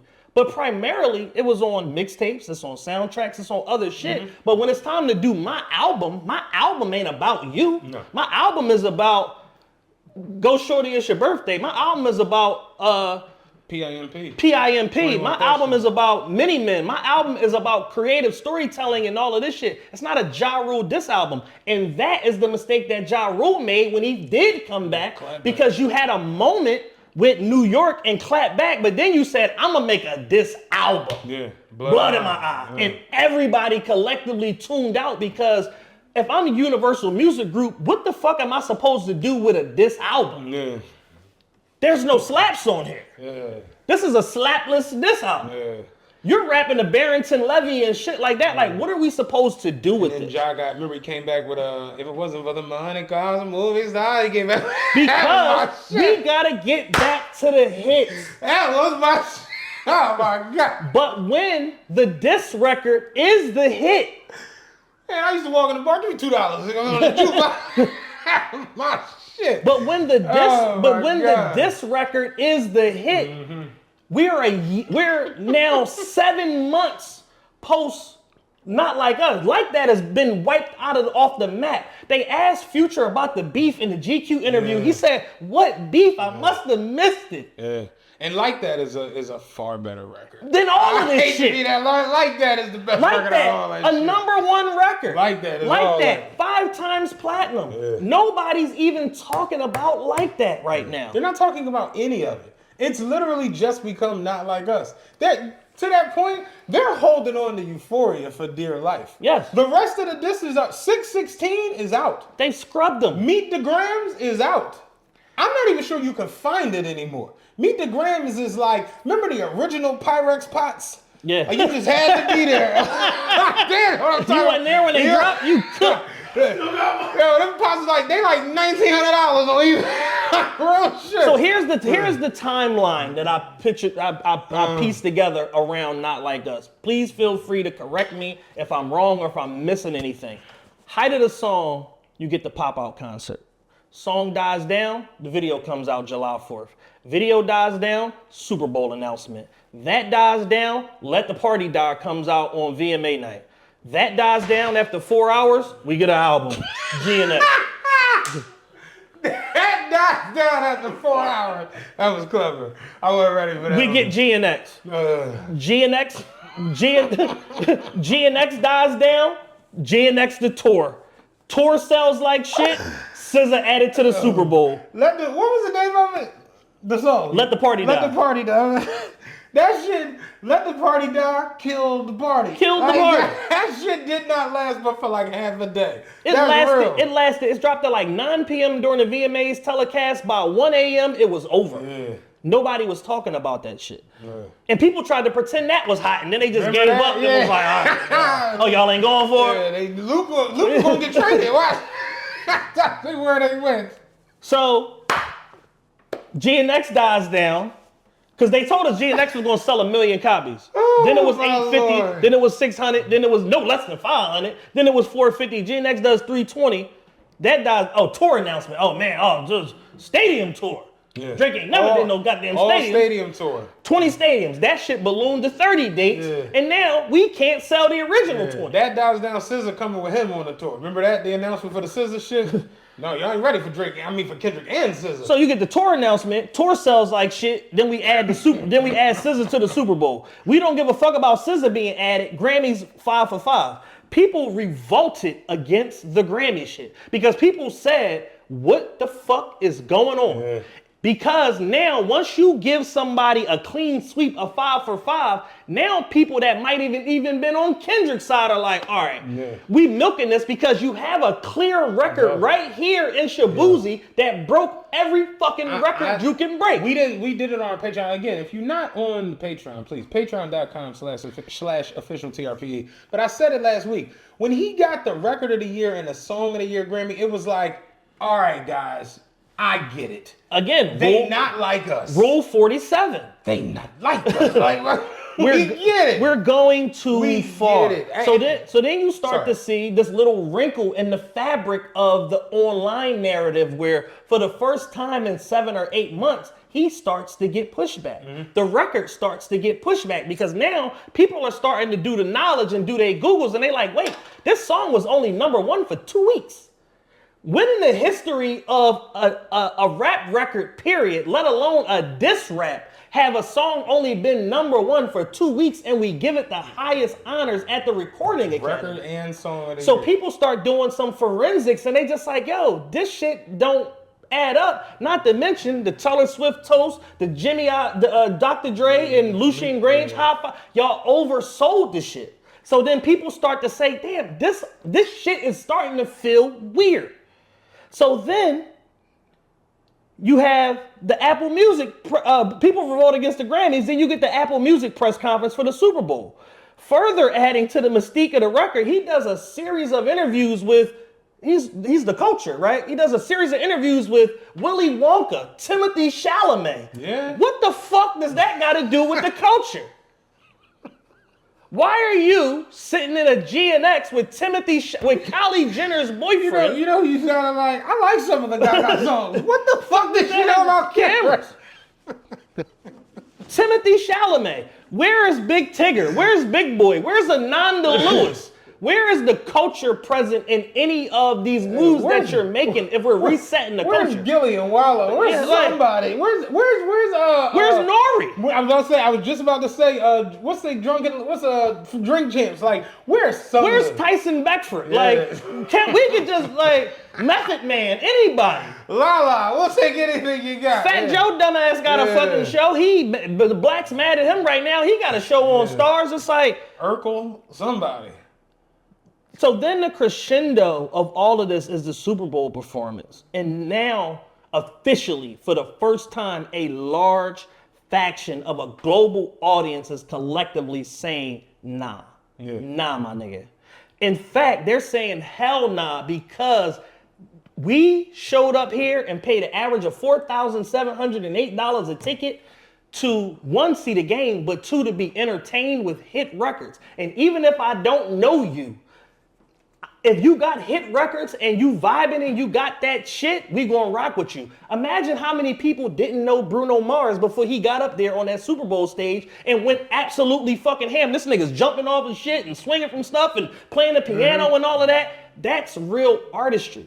For you to get up here and perpetuate this beef to the point where unreleased song, GNX, unreleased track on stage at the Grammys, at the Super Bowl, is absolutely insane. You don't do that. Like this is Avon telling the referee, nah, my nigga, that's not, you can't ain't do no that. do-overs, dog. Think about that though. Like, you look crazy doing an unreleased track on stage at the fucking Source Awards, because that's not why we're here. Correct. To do it on a Super Bowl performance where you're talking about 100+ million people watching, you don't get up here and do no to where we're music motherfuckers, and genuinely Rye even was like, what the fuck is that?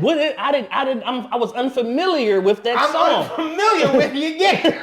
Like, dog, everybody was like, well, I lost my first song back because I ain't picked this shit. So here's where I bring it home. The Super Bowl is typically a celebration of an artist's greatness and biggest songs of their catalog to date. It is a promotional concert, but it's not a promotional concert in the way where we're using this opportunity to break new records. No. That's not what the stage is for. This was a GNX concert mixed with diss records, and for the first time in almost a year, people are like, yo, where are the hits? I'm gonna keep it above with you, and I said it last night, and my homie was like, dog, this is the best point I think you've made with this whole thing. This shit fails in comparison to the pop-out. Right. We've already seen this at an A++ level. The pop-out was excellent. This is not This ain't the pop-out. This is not the pop-out. And a big mistake I saw that he made was playing for the camera instead of playing for the audience. You got 70-something thousand people in front of you, and if these videos are not doctored, because it's an internet age, if these videos that I'm seeing are not doctored and they are representative of what happened. I know a lot of people who got iPhone 13s that was there, and they were posting on their stories, and them Jones did not look great. My brother, I have a friend who was there, right? Look at where he's at in relation to the fucking joint. He says it was one Kendrick fan in the whole building, and she said nigga, and she's white. This is This is real action. Like, Dog. and we might not have that if Philly isn't in the Super Bowl. So thank God for the Eagles for being there, because now I get first person accounts of what the fuck happened in the building. Yeah. So Also the Eagles brought out an element that kind of knew what was up. Because Exactly. if this is the Chiefs versus the goddamn Packers, you don't get that. you don't get that. You don't get that. So the problem with the performance is this. It's too wordy. It's too bombastic. It's too bomb-atomically. It's too lyrical, miracle, What spiritual. song was that? Shaggy. I'm Mr. Bombastic. Shaggy. I'm Mr. Bombastic. It's too lyrical, miracle, spiritual in your swimming pool. Bombastic, yeah. And considering that the records you left out in order to perpetuate this beef and dancing on a nigga grave that's in Australia getting $3.5 million a night, you left loyalty with Rihanna. You left New Freezer on the table. You left Money Trees. You left Bitch Don't Kill My Vibe. You left Backseat Freestyle. Instead, we get a Pharoah Monch intro, a verse from Euphoria, a hit at Not Like Us, a SZA cameo where she's lip singing and doing it horribly, might I add, and A minor. The performance was a fail because he made it about his op instead of making it about himself. And Kendrick is too fucking talented to do some dumb shit like that. Business Insider has the set list. So for people that don't know what the set list is, and for the first song, they have song 1. Like, that's what don't it even says. have a name. I can't make that up. Song 1, next song was Squabble Up, next song was Humble, DNA, Euphoria, Man in the Garbage Can, Peekaboo, Luther featuring SZA, All the Stars featuring SZA, Not Like Us, and then TV Off. And I'm sitting there to myself, and I'm just like, where's New Freezer? How about you do your verse from Fucking Problems? You know that just went diamond. Yeah. And I said, where's Bitch Don't Kill My Vibe? Jay-Z was there. Special guest, you could have brought Jay out. Can you imagine how powerful it would have been when that same stage set up and it's and the first words you hear from him is Martin had a dream. Yeah. Kendrick have a drink. Like, even if you didn't do the whole shit, how did we miss that? He did Bitch Don't Kill My Vibe at the award show with Erykah Badu. Remember that? And that was a big thing. It's like, you could have, y'all in New Orleans, I know the Voodoo, I know Erykah Badu somewhere close around. It's like, it just makes zero sense. Dog, you know what I just thought about? He didn't even do We Gonna Be Alright. Because now they saying he did that at the Dr. Dre jump. Yeah, but I just for sure thought that would have came the fuck out of there. That's too positive. We on negativity right now, son. We Gonna Be Alright. What's the joint? God damn it. From Damn. From Damn.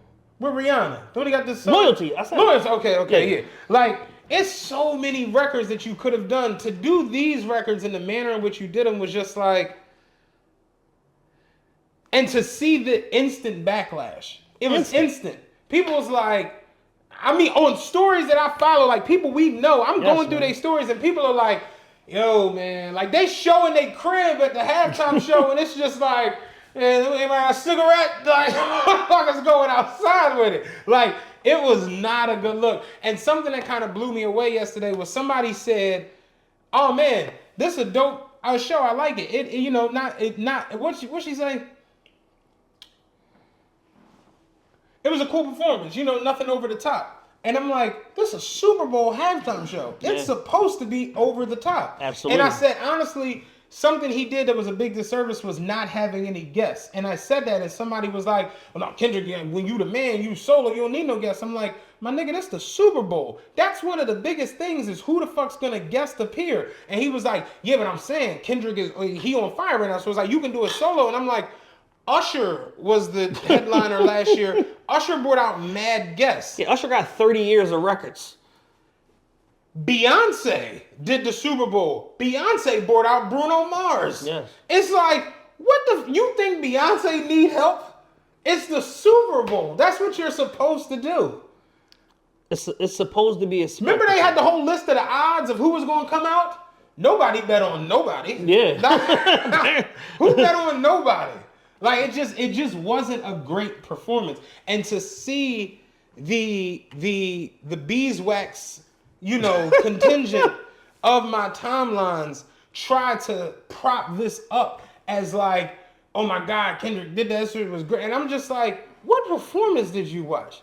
Yeah. Motherfuckers was sitting down during a halftime performance at the Super Bowl. One of our good friends said, all right, man, at this point, I'm looking at the Rocnation like, y'all got any rock and roll? Like, I ain't got some Springsteen back there.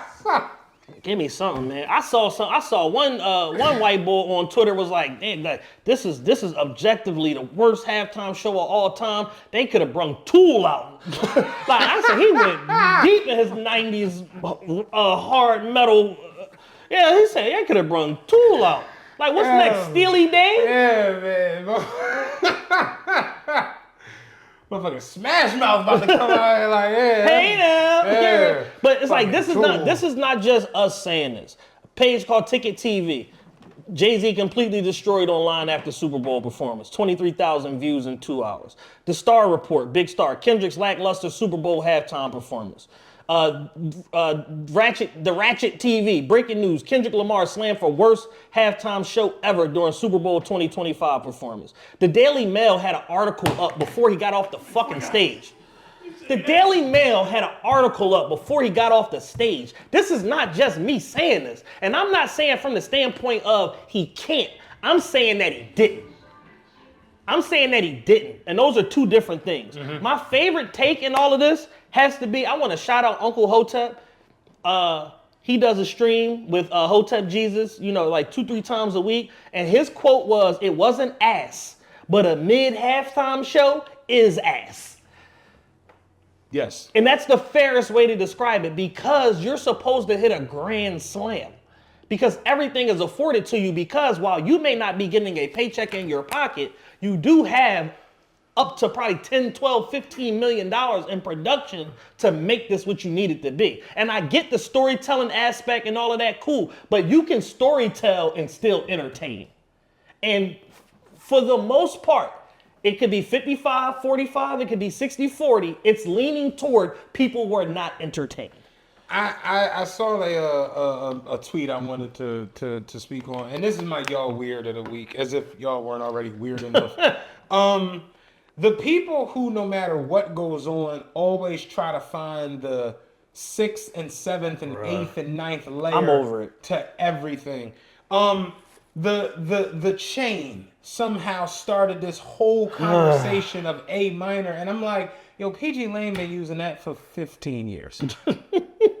Literally 15. I literally have a screen grab from their page that says, March 5th, 2020, pg-lang.com with that logo. It's so amazing to me that we're not making this up, guys. They've been using that shit for years. So I genuinely was just like, there's even alternate versions of it. Hey, you get a whiff of that. So you're telling me that Kendrick went out and paid for beef ice? Beef ice is crazy. Beef ice is nuts. Like, beef ice is insane. You talk about committing to a role. Committing to the beef is crazy. Yeah, 600,000 for the beef ice. It's just nuts. I'm like, why? I told my homie, why the fuck would you buy? Buying a diamond chain is a loss already. Yeah. Why would you buy one to perpetuate your beef with a rapper that you hate? Like what? Well, that's like somebody did some dumb shit. Like they got like a tattoo. Oh, the nigga Slim 400 got a fuck 6ix9ine tattoo. Oh, yeah, it's like, bro, you overcommitted to the beef. Yeah, straight up. Like so, you put a Hispanic rat in your skin. Is that what you doing? But the girl said, I got the people who because this happens with Kendrick a lot.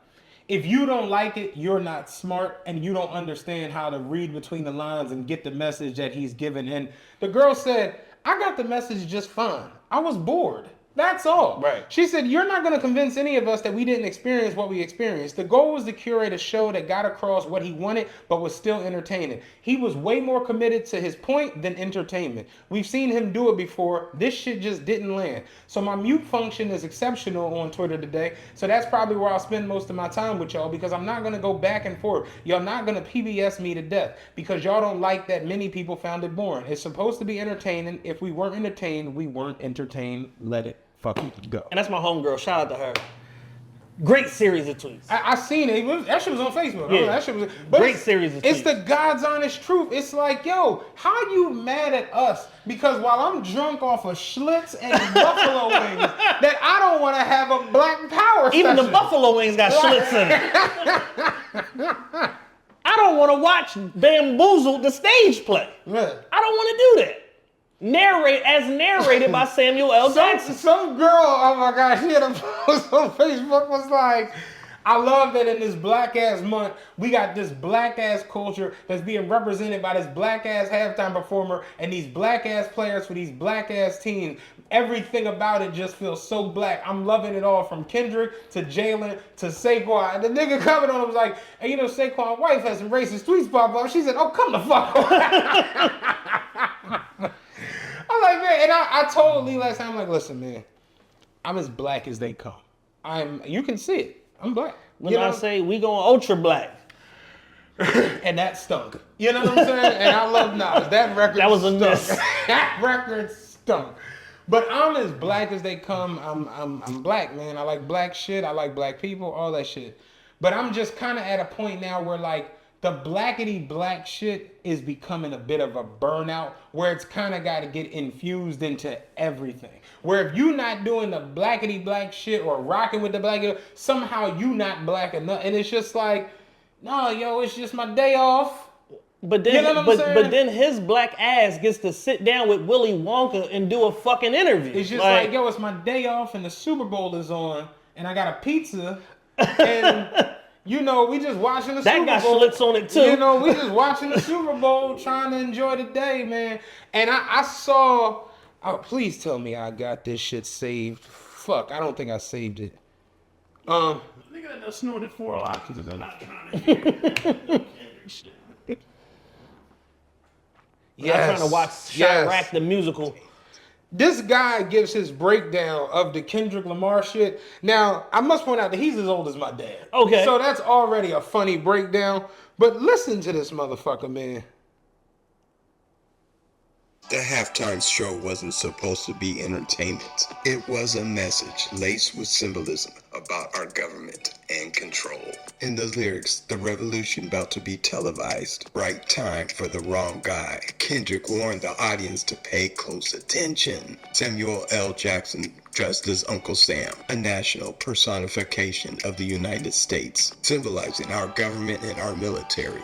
Uncle Sam represents patriotism and national identity. But with Samuel L. Jackson playing Uncle Sam, Kendrick was making a statement. He was telling his people to get ready. The division of the American flag. I'm like, this is too much. This is just flat out too much. Because Usher last year just said, I need a bad girl. And I was rocking with this shit. All right, hold on now. Division and similar. Slow down, my brother. like, dog, you gotta sit down with a pen and a pad to watch the damn Super Bowl halftime show. Bro. And then the girl commented on the shit, and she was like, oh my God, like when he looked at the screen and said, hey Drake, it was like, yes, that was the culmination. And I was like, yo, her eyebrows bushy as shit. Yeah, it's like the culmination of what, man? And somebody made a very good point on that Facebook post, and he said, yo, I'm gonna keep it real with you. Not like us landed, and it did as much as it could do. But in the grand scheme of everything, I don't think it did anything. Drake just went diamond 7 times in the last 2 weeks, and he's doing sold out shows on the other end of the world. He's doing a series of shows that started out as 8 and now it's at 19. I genuinely don't think, I think y'all are overplaying this shit way too much. And now it's at the point where you're just more so doing a disservice to your name and your catalog. Because a lot of your records are becoming almost like pushed to the side for the sake of this. Right. And that's my biggest thing going forward is like, okay, you always talk about Thanksgiving and you was like, we've used every bit of the turkey. Yeah. We've had the last bowl of turkey soup. At this point, are we done with Not Like Us? I'm not gonna hold you. Culturally or whatever the fuck the case may be, I would like to slam the door shut on this record forever. I fear there's a remix coming. And it's probably gonna have like E40 Snoop Dogg and an unreleased Tupac verse. He's never letting go of this record. I think it's too late. Am I still good there? I think it's too late to put the remix out. A remix a year later. You're talking about Kendrick Lamar, man. Like, and here's the thing. Here's what I love and hate about Kendrick. They say the same thing that make you love people, the same thing that make you hate them. What I love and hate about Kendrick is he's such a manipulative bastard that he knows his fans are so bloodthirsty and so eager to assign value assign value to this, that, or the third, that he leans into that shit because he knows it's just gonna further the chatter on fucking line. And instead of him, like, he still hasn't given us a straight answer on the why. None of them have. He just did an interview with Apple Music with Ebro and Nadeska, and they asked him, did you come into this year, with an agenda to basically like cause conflict and stir up the rap game? And he started talking about battle rap. It's just like, bro, like, why you can't just say, fuck this nigga, he's a bitch, and I don't like him, and like, why won't you just put that on the floor when you don't have a beat underneath it? Like, why won't you explain yourself? When he did the Vanity Fair or Mary Claire interview with SZA, when they interviewed each other, which was awful, when he did that shit, she's like, she asked him, what is the symbolism of Not Like Us? He said, Not Like Us is about me. It's about my moral stand. It's about the man that I am. And it's like, bro, what the fuck does that mean? Why won't you just give us a clear answer on the genesis of this issue? Please. Please. Oh, man. The comments on the nigga that the old man talking to, Joe said, it was big ass stinky. Big ass stinky. That Joe said, you sound so educated, but you are a dumbass.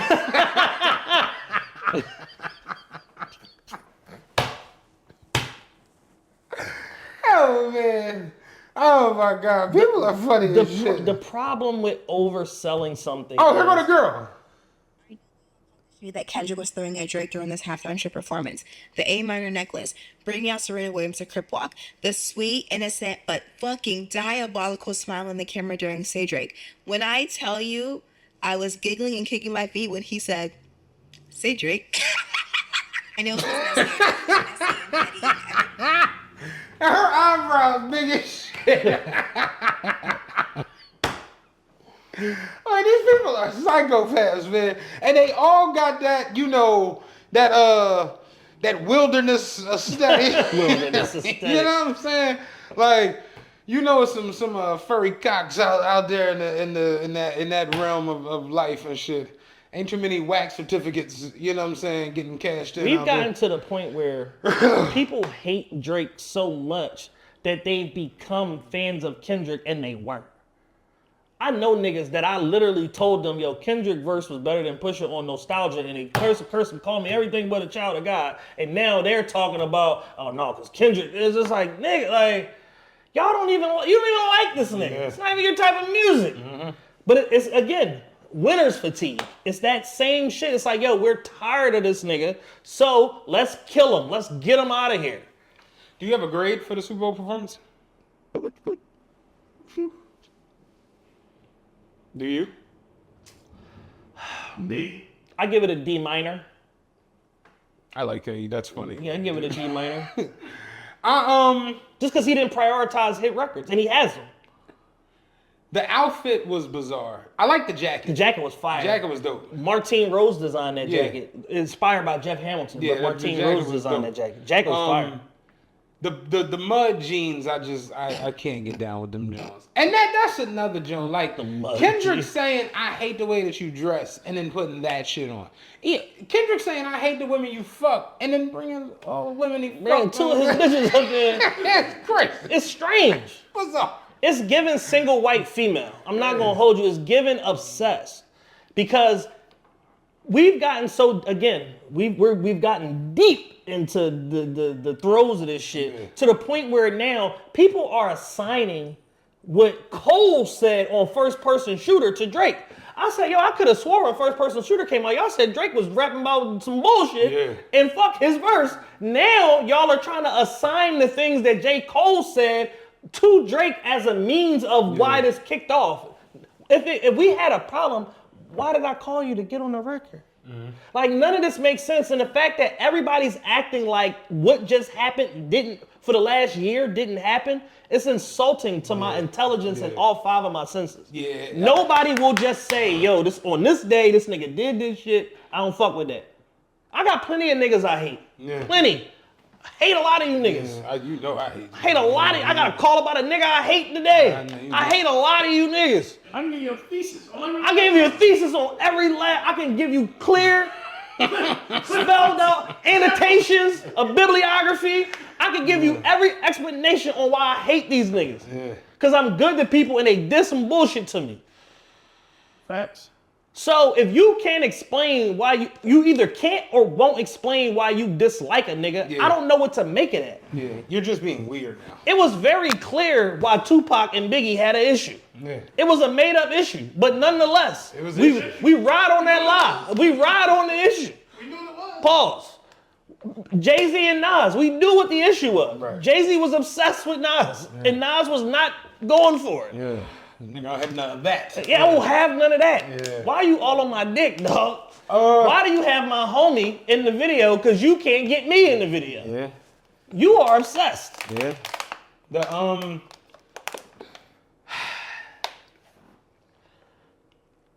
I'm not gonna hold you. I wasn't that into it, and I don't know if that's me older or whatever, but I just really. I'm gonna keep it a buck. Since Rocnation took over, these Jones ain't been that good. Yeah, I don't They just remember. haven't. I don't remember anything about the J-Lo Shakira year. The Rihanna Jones, granted she was pregnant, so it's like, you know, you carrying around that big head, little big. It's like, yeah, I Gotta get get it. your ass up there, though. But like the Usher John, I thought it was okay. It wasn't like, but I think back on like when Beyonce did that shit. The Beyonce shit with Bruno Mars was nuts. That shit was fantastic. You know, and I'm just like, you know, it like Michael Jackson, Prince playing in the rain. Like it started raining when Prince was playing the guitar. Like it's just when you think of where that shit was at, like even down to Whitney Houston doing the national anthem, like to perform at the Super Bowl was like everything. And to look up now and see, I'm gonna keep it a buck with you, seeing Kendrick jump a lot of lineage people, for me, is kind of just like, all right now. Yeah, because it's like, man, take Wayne out of it. Take Drake out of it. Put somebody else of stature as a performer with the catalog that fits the bill. Chris Brown is never going to get his. He's the most important R&B artist alive. He's keeping the genre afloat, and he's never going to touch that stage because of behind the scenes politics and the fact that Rihanna tried to bite his dick off because fucking Tina Davis was texting him on Grammy night, telling him to come smash.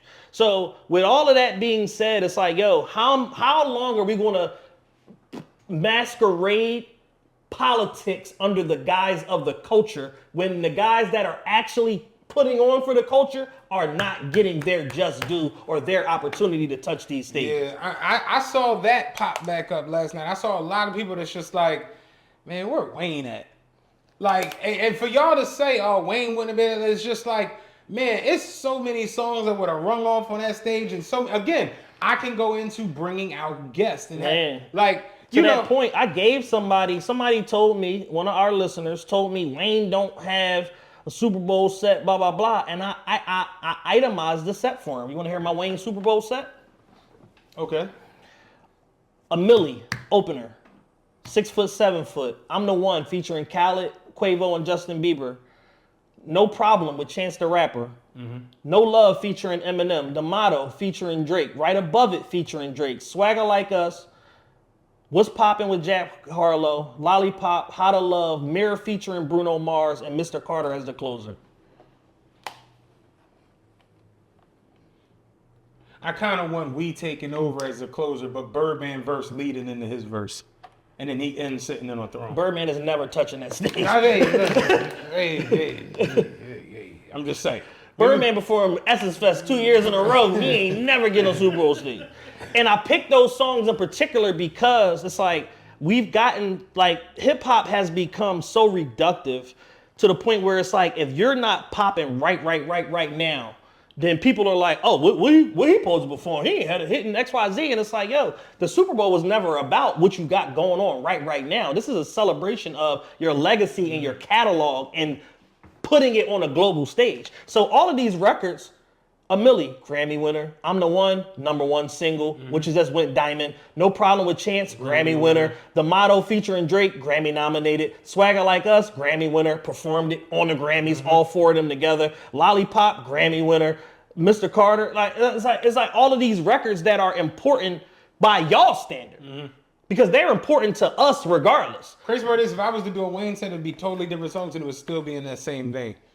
Because there's so many records that Wayne has that are either diamond, #1s, or Grammy nominated or Grammy I didn't records. know we could perform unreleased songs at the Grammys. If so, let's add Swag Sky is the Surf. Limit and Swag Surf. Yeah, well, Surf Swag, whatever they called it. Like, yeah. Like, Let's add Wasted with Gucci Mane. Like, if we performing shit that's not available for commercial release, let's perform everything.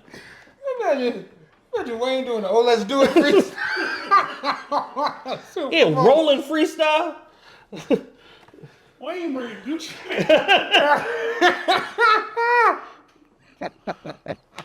Bringing out Waka for an "Oh, let's do Yo. it" medley.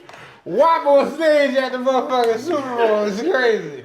But yeah, man, an unreleased track at the Super Bowl is like, that's some bomb atomically shit. That you can't bomb more atomically than that right there. Yeah. And that was not it.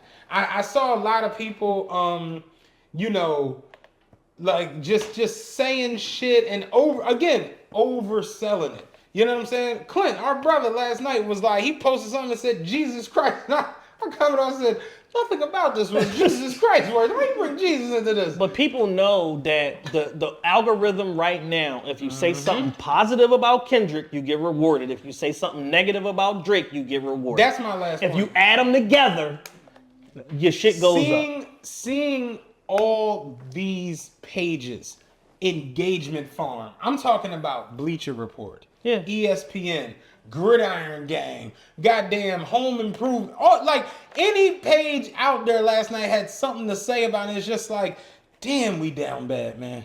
I jump on YouTube. I'll take it a step further. I jump on YouTube today. One of the first videos I see is from First Take. Give us a rating on Kendrick's Super Bowl performance. Dog. Is this a sports show? Dog. You know, Stephen A. said, I give it an A because he performed the song. Yeah. You sound like a boomer, nigga. You sound like the 62-year-old nigga that you are. Because I give him an A to performance. Because you don't know none of the other songs. Yeah. And that is the joke for me. It's just like, so we got 12 songs. You don't know half of them. 4 of them are snoozers. And we really gonna let Not Like Us and TV Off really just be, oh man, this is phenomenal. A++. And my homie was like, it's like the one of your old heads sitting there, man, what is this? What? I don't know what's going on. Oh, there we go. I fuck. So I was like, yeah, man, end of the day, I think I'm gonna have to give it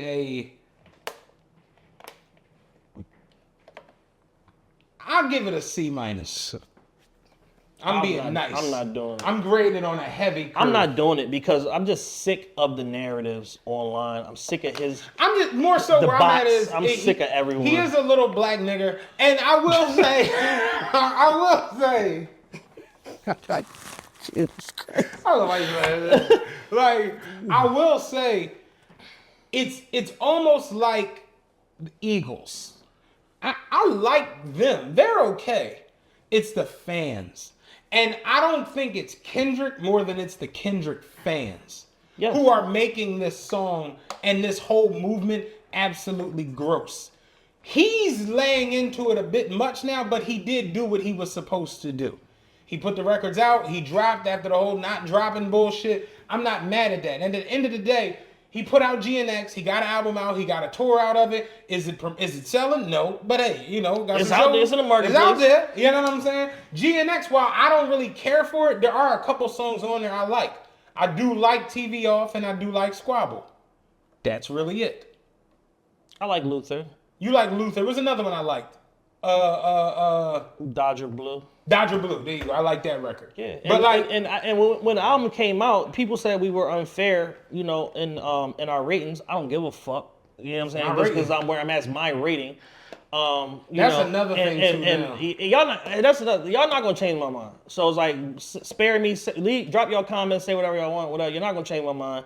I'm not gonna be swayed because majority of y'all not even presenting any information. Y'all just saying, "Oh man, you tripping." Like, "Oh man, you tripping" is not an argument. So unless you have some information to present, I don't want to hear it. So you could save your fucking opinions. I know people are going fucking probably dislike this video to death. I don't care. But yeah, it's just like the y'all are working overtime to try to get people to change their minds, and y'all aren't presenting any information as to why. Y'all not giving people nothing tangible where they can be like, "Oh yeah, damn." And it goes back to my overarching point for the last 2 years. There is just a lack of honest, spirited debate where people either are looking to be informed and have their mind changed, or where people could say, "You said this, I said this. We don't necessarily agree, but we can agree to disagree, but I respect where you're coming from because you supported your argument." There is none of that. So with that being said, I'm just going to say what I'm going to say and I'm just going to stand on it. But I'm not going back and forth with a bunch of fucking faceless Twitter trolls and shit like that. You niggas got 0 followers, following 137 people. Suck my dick. I don't care, man. Like, I'm not engaging in that Kendrick shit. Lamar's PG Lang A minor Super Bowl chain, designed by Eliante. Kendrick Lamar's Super Bowl chain that had the whole internet talking was designed by Eliante. While some speculate it's Kendrick being petty with a A minor pendant, it actually represents the A logo from PG Lang. And it's like, so if that's the truth, Why is that Why the do I case? have to click more to see that? And why do you like it? Just Because of shit like this. This tweet right here got 6.4 million views. Kendrick wearing a lowercase A diamond chain for A minor. My kinda hater. Holy shit. Gets hit with the community note.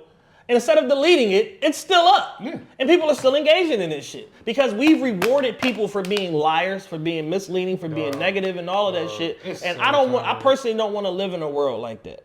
You know what I'm saying? And my criticism of Kendrick is solely because he prioritized beef instead of showcasing himself. Yeah, that's it, and that's all. You got a deeper bag than that, my nigga. You got better records than that, and you're a better performer than that. I've seen you do better performances than that. Where was the tomato sauce?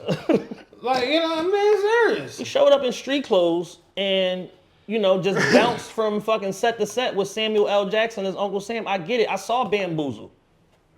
Okay. All right. Now what? Like, I saw Chirac the fucking musical. I get it. Like, it's a conversation around the government and how black people are disenfranchised. I get all You of that ever shit. see Idiocracy with Luke Wilson and Terry Crews and shit? Long time ago. Yeah, Terry Crews was in the Uncle Sam outfit Yeah. and shit. Yeah, Like I get all of the blackity black shit and the symbolism and all of that. Cool, great. but these nachos is getting cold. You still and- did an interview with Timothy Chalamet. Yeah, these nachos getting cold, and at what point do you do a hit? Yeah, you still did an interview with Maudie, my nigga, with Little Me Mouse personally, from knowing Dune. that Kendrick was going to perform the Super Bowl, I had a lot of songs where I thought he was going to perform, and I knew Not Like Us was going to. Real quick, I've never seen a teaser to a record in a Super Bowl performance, and that's how you know this is really all you got. This is it. This is it. This is the crescendo. We're going to preempt the record by talking about the lawsuit. When again, I'm talking about with him. He's manipulative as fuck, skillfully manipulative. You know nobody's suing you. You know they love to sue. Who are they suing? Who are they suing? Because here's the other part, right? Killing me, dude. Because here's the other part, right? Real quick, walk with me. You know there's an alternate universe where Kendrick pulls this trick on somebody else and they shoot Kendrick in the face. Like, you know there's an alternate reality where he makes a song about somebody else being a pedophile and they blow his fucking head off. It's certain shit you just... It's certain shit you don't do or engage in. And it's funny and it's cute when you know the motherfucker you talking about is not that, rather than to address the fact that Musa and Brandon from TDE got a weird case right now. It's easier to do that than recognize that Dr. Dre beat all of his women up to a certain point, up to and possibly including his ex-wife, and he got a 16-year-old pregnant when he was 23 years old. Like, it's easier to ha ha ha ha ha and point the finger and laugh and joke with a motherfucker legacy when you know it's not true. Right. Playing with internet narratives instead of dealing with the bullshit that you got around you, rather than dealing with the fact that R. Kelly is a fucking convicted human trafficker and you advocated for him getting his music library staying up on Spotify. Real quick, before we get out of it, because I just got wind of this shit this morning, apparently, well, this afternoon from Mark. What the hell is going on with Kanye West? Oh, he's just, you know, just hanging out. Just Kanye.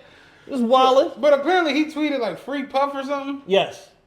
Okay. He tweeted some other shit too. He said, I'm a Nazi. yeah, he said some other shit what? too. I'm a Nazi. Yeah, he said a bunch of shit about being a Nazi and fuck Jews and all that, but that's not the important part. He said Monty Lippman. Here's the What, man? here's what he said that nobody's talking about.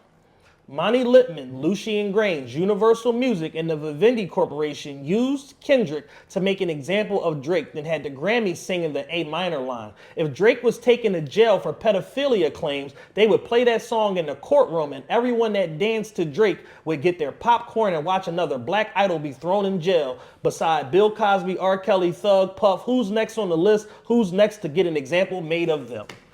Yeah.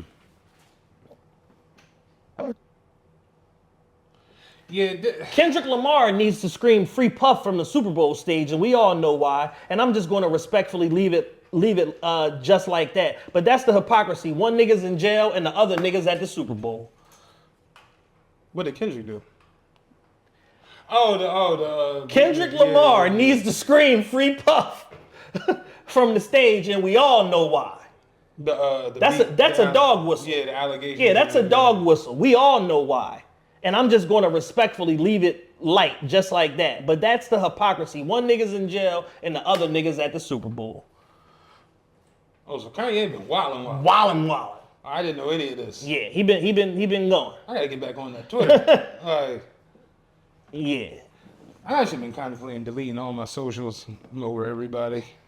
Hey, I didn't know Kanye was bugging out like that. How long has this been going on? About 4 days. Oh, okay. So I'm definitely. Yeah, he's since deactivated his Twitter. He's not on there no more. He said he was done. He said, thank you, Elon, for allowing me to, clear my thoughts or whatever. But I did see something the other day was like Elon unfollowed Kanye, and somebody was like fake Nazis with a real Nazi walking. I was like, what the hell is that? That's funny as shit. I was trying to say Kodak Black last night. Yeah, what's funny is what the fuck's wrong with Kodak Black? Kodak Black was seen in the middle of the street in Atlanta eating chicken and basically having a manic episode or whatever. So Kanye said, yo, if there's anybody in Atlanta that can get to Kodak Black right now before I get there, just hold him down, make sure that brother is safe, I'm on my way. And I'm just like, Kanye, it's more likely that you're going to arrive in Atlanta and get hooked on meth and be out there with him than you going to help this nigga. Now they both eating chicken in the street. Now they both eating chicken in the street, high off methamphetamine. That shit is not gonna go how you think it's gonna go, doggy. I don't know why that's the thought I had. Kanye out there radio. Move over, Dick. Get some of that chicken. Get some of that chicken. What's that? A thigh? What are we doing? Yeah, the whole world is flipped upside down, man. Oh man, that's hilarious. This has been a good one. I'm tired. You got anything else? I just hope that we can finally shut the book on this Kendrick and Drake bullshit. It's been going on for a year. In like 3 weeks, it'll be a year. And I get it. It was entertaining. It was electrifying at certain points. When like that yeah, when kicked y'all off, niggas was dropping songs every 2 days. It was great. It was excellent. Then it just got weird. We got to this one song and just got culturally stuck, and it's like that's where the music industry stuck. Alexa, Yeah, this okay. trip in the middle of, That's Alexa, light on. So you gotta Nah. program that. Yeah. But yeah, so it's like, but that tells you that's where the music industry kicks in, where it's like, yo, we got all of these records in succession, and they're all doing Right. individual things.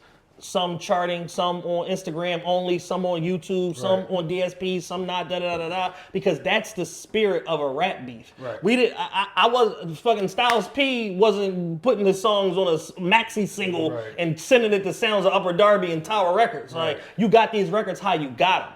Whether that be from Mix Show Radio, whether that be from P Cutter Street Wars mixtapes or K-Slade Drama King mixtapes, a Clue tape, whatever the case may Grand be. Theft Audio and all Grand that Theft, shit. you got them records where you got them. But it's like once the music industry shit kicked in, it's like, oh no, we're gonna fixate on this one record that has the BPM, that has the tempo, that fits radio format, whatever.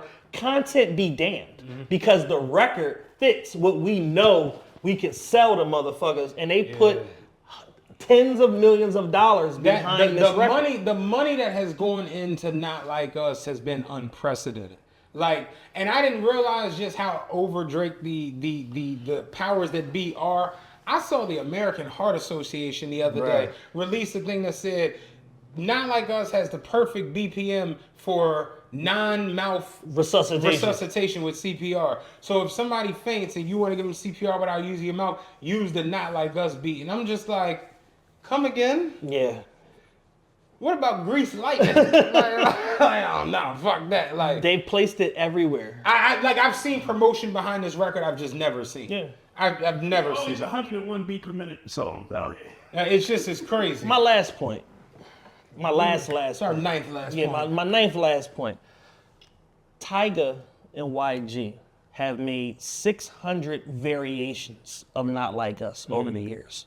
Go to YG Just Read Up mixtape, go to Tyga Well Done series, they've made 600 versions of the same fucking record with the same fucking producer, with the same BPM. They lived in the clubs, some hit on YouTube, some did, but they all are out there. The only difference between this record and those records is $50 million in promotion, and you're talking about the biggest male artist alive. Yep. That's the only difference between these records. Because I promise you, if you heard, there's some mustard records out there, if you heard them, you would think that it's literally Not Like Us. Until fucking Tyga or YG or Draco the Ruler come on there and start fucking rapping. Random, did you see the large lady, the rapper from Dallas or Detroit? Detroit, yeah. Did you see her at Breakfast Club? She was on the Breakfast Club? She came in and sat in the chair, and she was like, "This the biggest chair y'all got?" And Charlamagne looked around. This motherfucker brought the section all over. A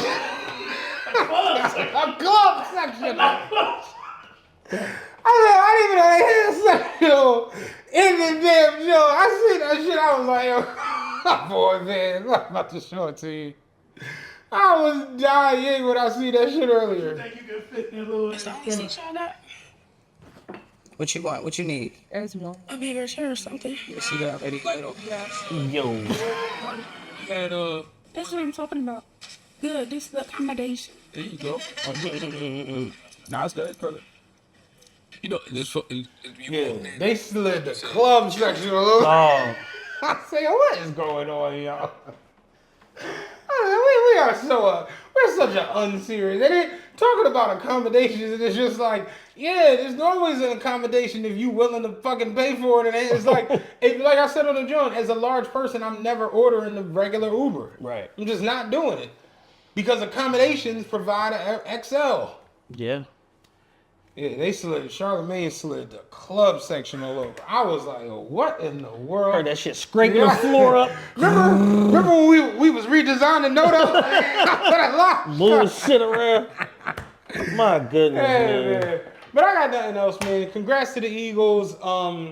Congrats to Kendrick. Congrats to Drake. Congrats to everybody who hates both sides. I got. Congrats to me for being over this shit. Like, Yeah. At this point, I think to put the bow on, we've had the last bowl of Not Like Us. yeah. There are no other performances. You've done it now on the pop-up. You had a whole fucking Amazon Prime concert behind this shit. You performed at the Super Bowl. That was June 19th. Dog, you performed at the Super Bowl and made it all about that. At this point, Dune Day, I don't want to see the shit out of Dune Day. Like, at this point, it's over, bro. We've reached the very end of Not Like Us. Let's not, man. It's ran its course. The last bolt has been served. Let's just go ahead on to something Because the else. bigger point is stagnating hip hop. Because the longer that the record gets milked, we culturally aren't moving on from it. Like, there's a star deficiency in hip hop that's been going on the last 3 years because all of these niggas keep dying or going to fuck to jail, and the girls don't sell enough records. So with that being said, it's like, yo, the music industry needs to collectively move on and develop some fucking talent so that we have something to listen to other than the fucking Canada man and the Compton man fucking hurling slurs at one another. Yeah. I like Glorilla. Glorilla. I like Glorilla a lot. I think Glorilla had a case for best rap album. Like, knowing that they gave it to Doechii, I think Glorilla had a case for that. sure. You know what I'm saying? Yeah, Glorious was phenomenal. Yeah. Not to mention, didn't Top Dog say that this shit was over like when the Heart Part 6 came out? Yeah. That happened. Yeah. There was a tweet that said, hey man, this is great for hip hop, this is over, da da da da da. Because niggas is about to start dying. And Can't go against the machine. Can't do that. and Lucian stepped in and said, over. We just getting started. We just hit 3,000 spins a week, Playboy. Thumbing through the check. But I got nothing else. Y'all be safe. We'll be back next week. Y'all be good. We out.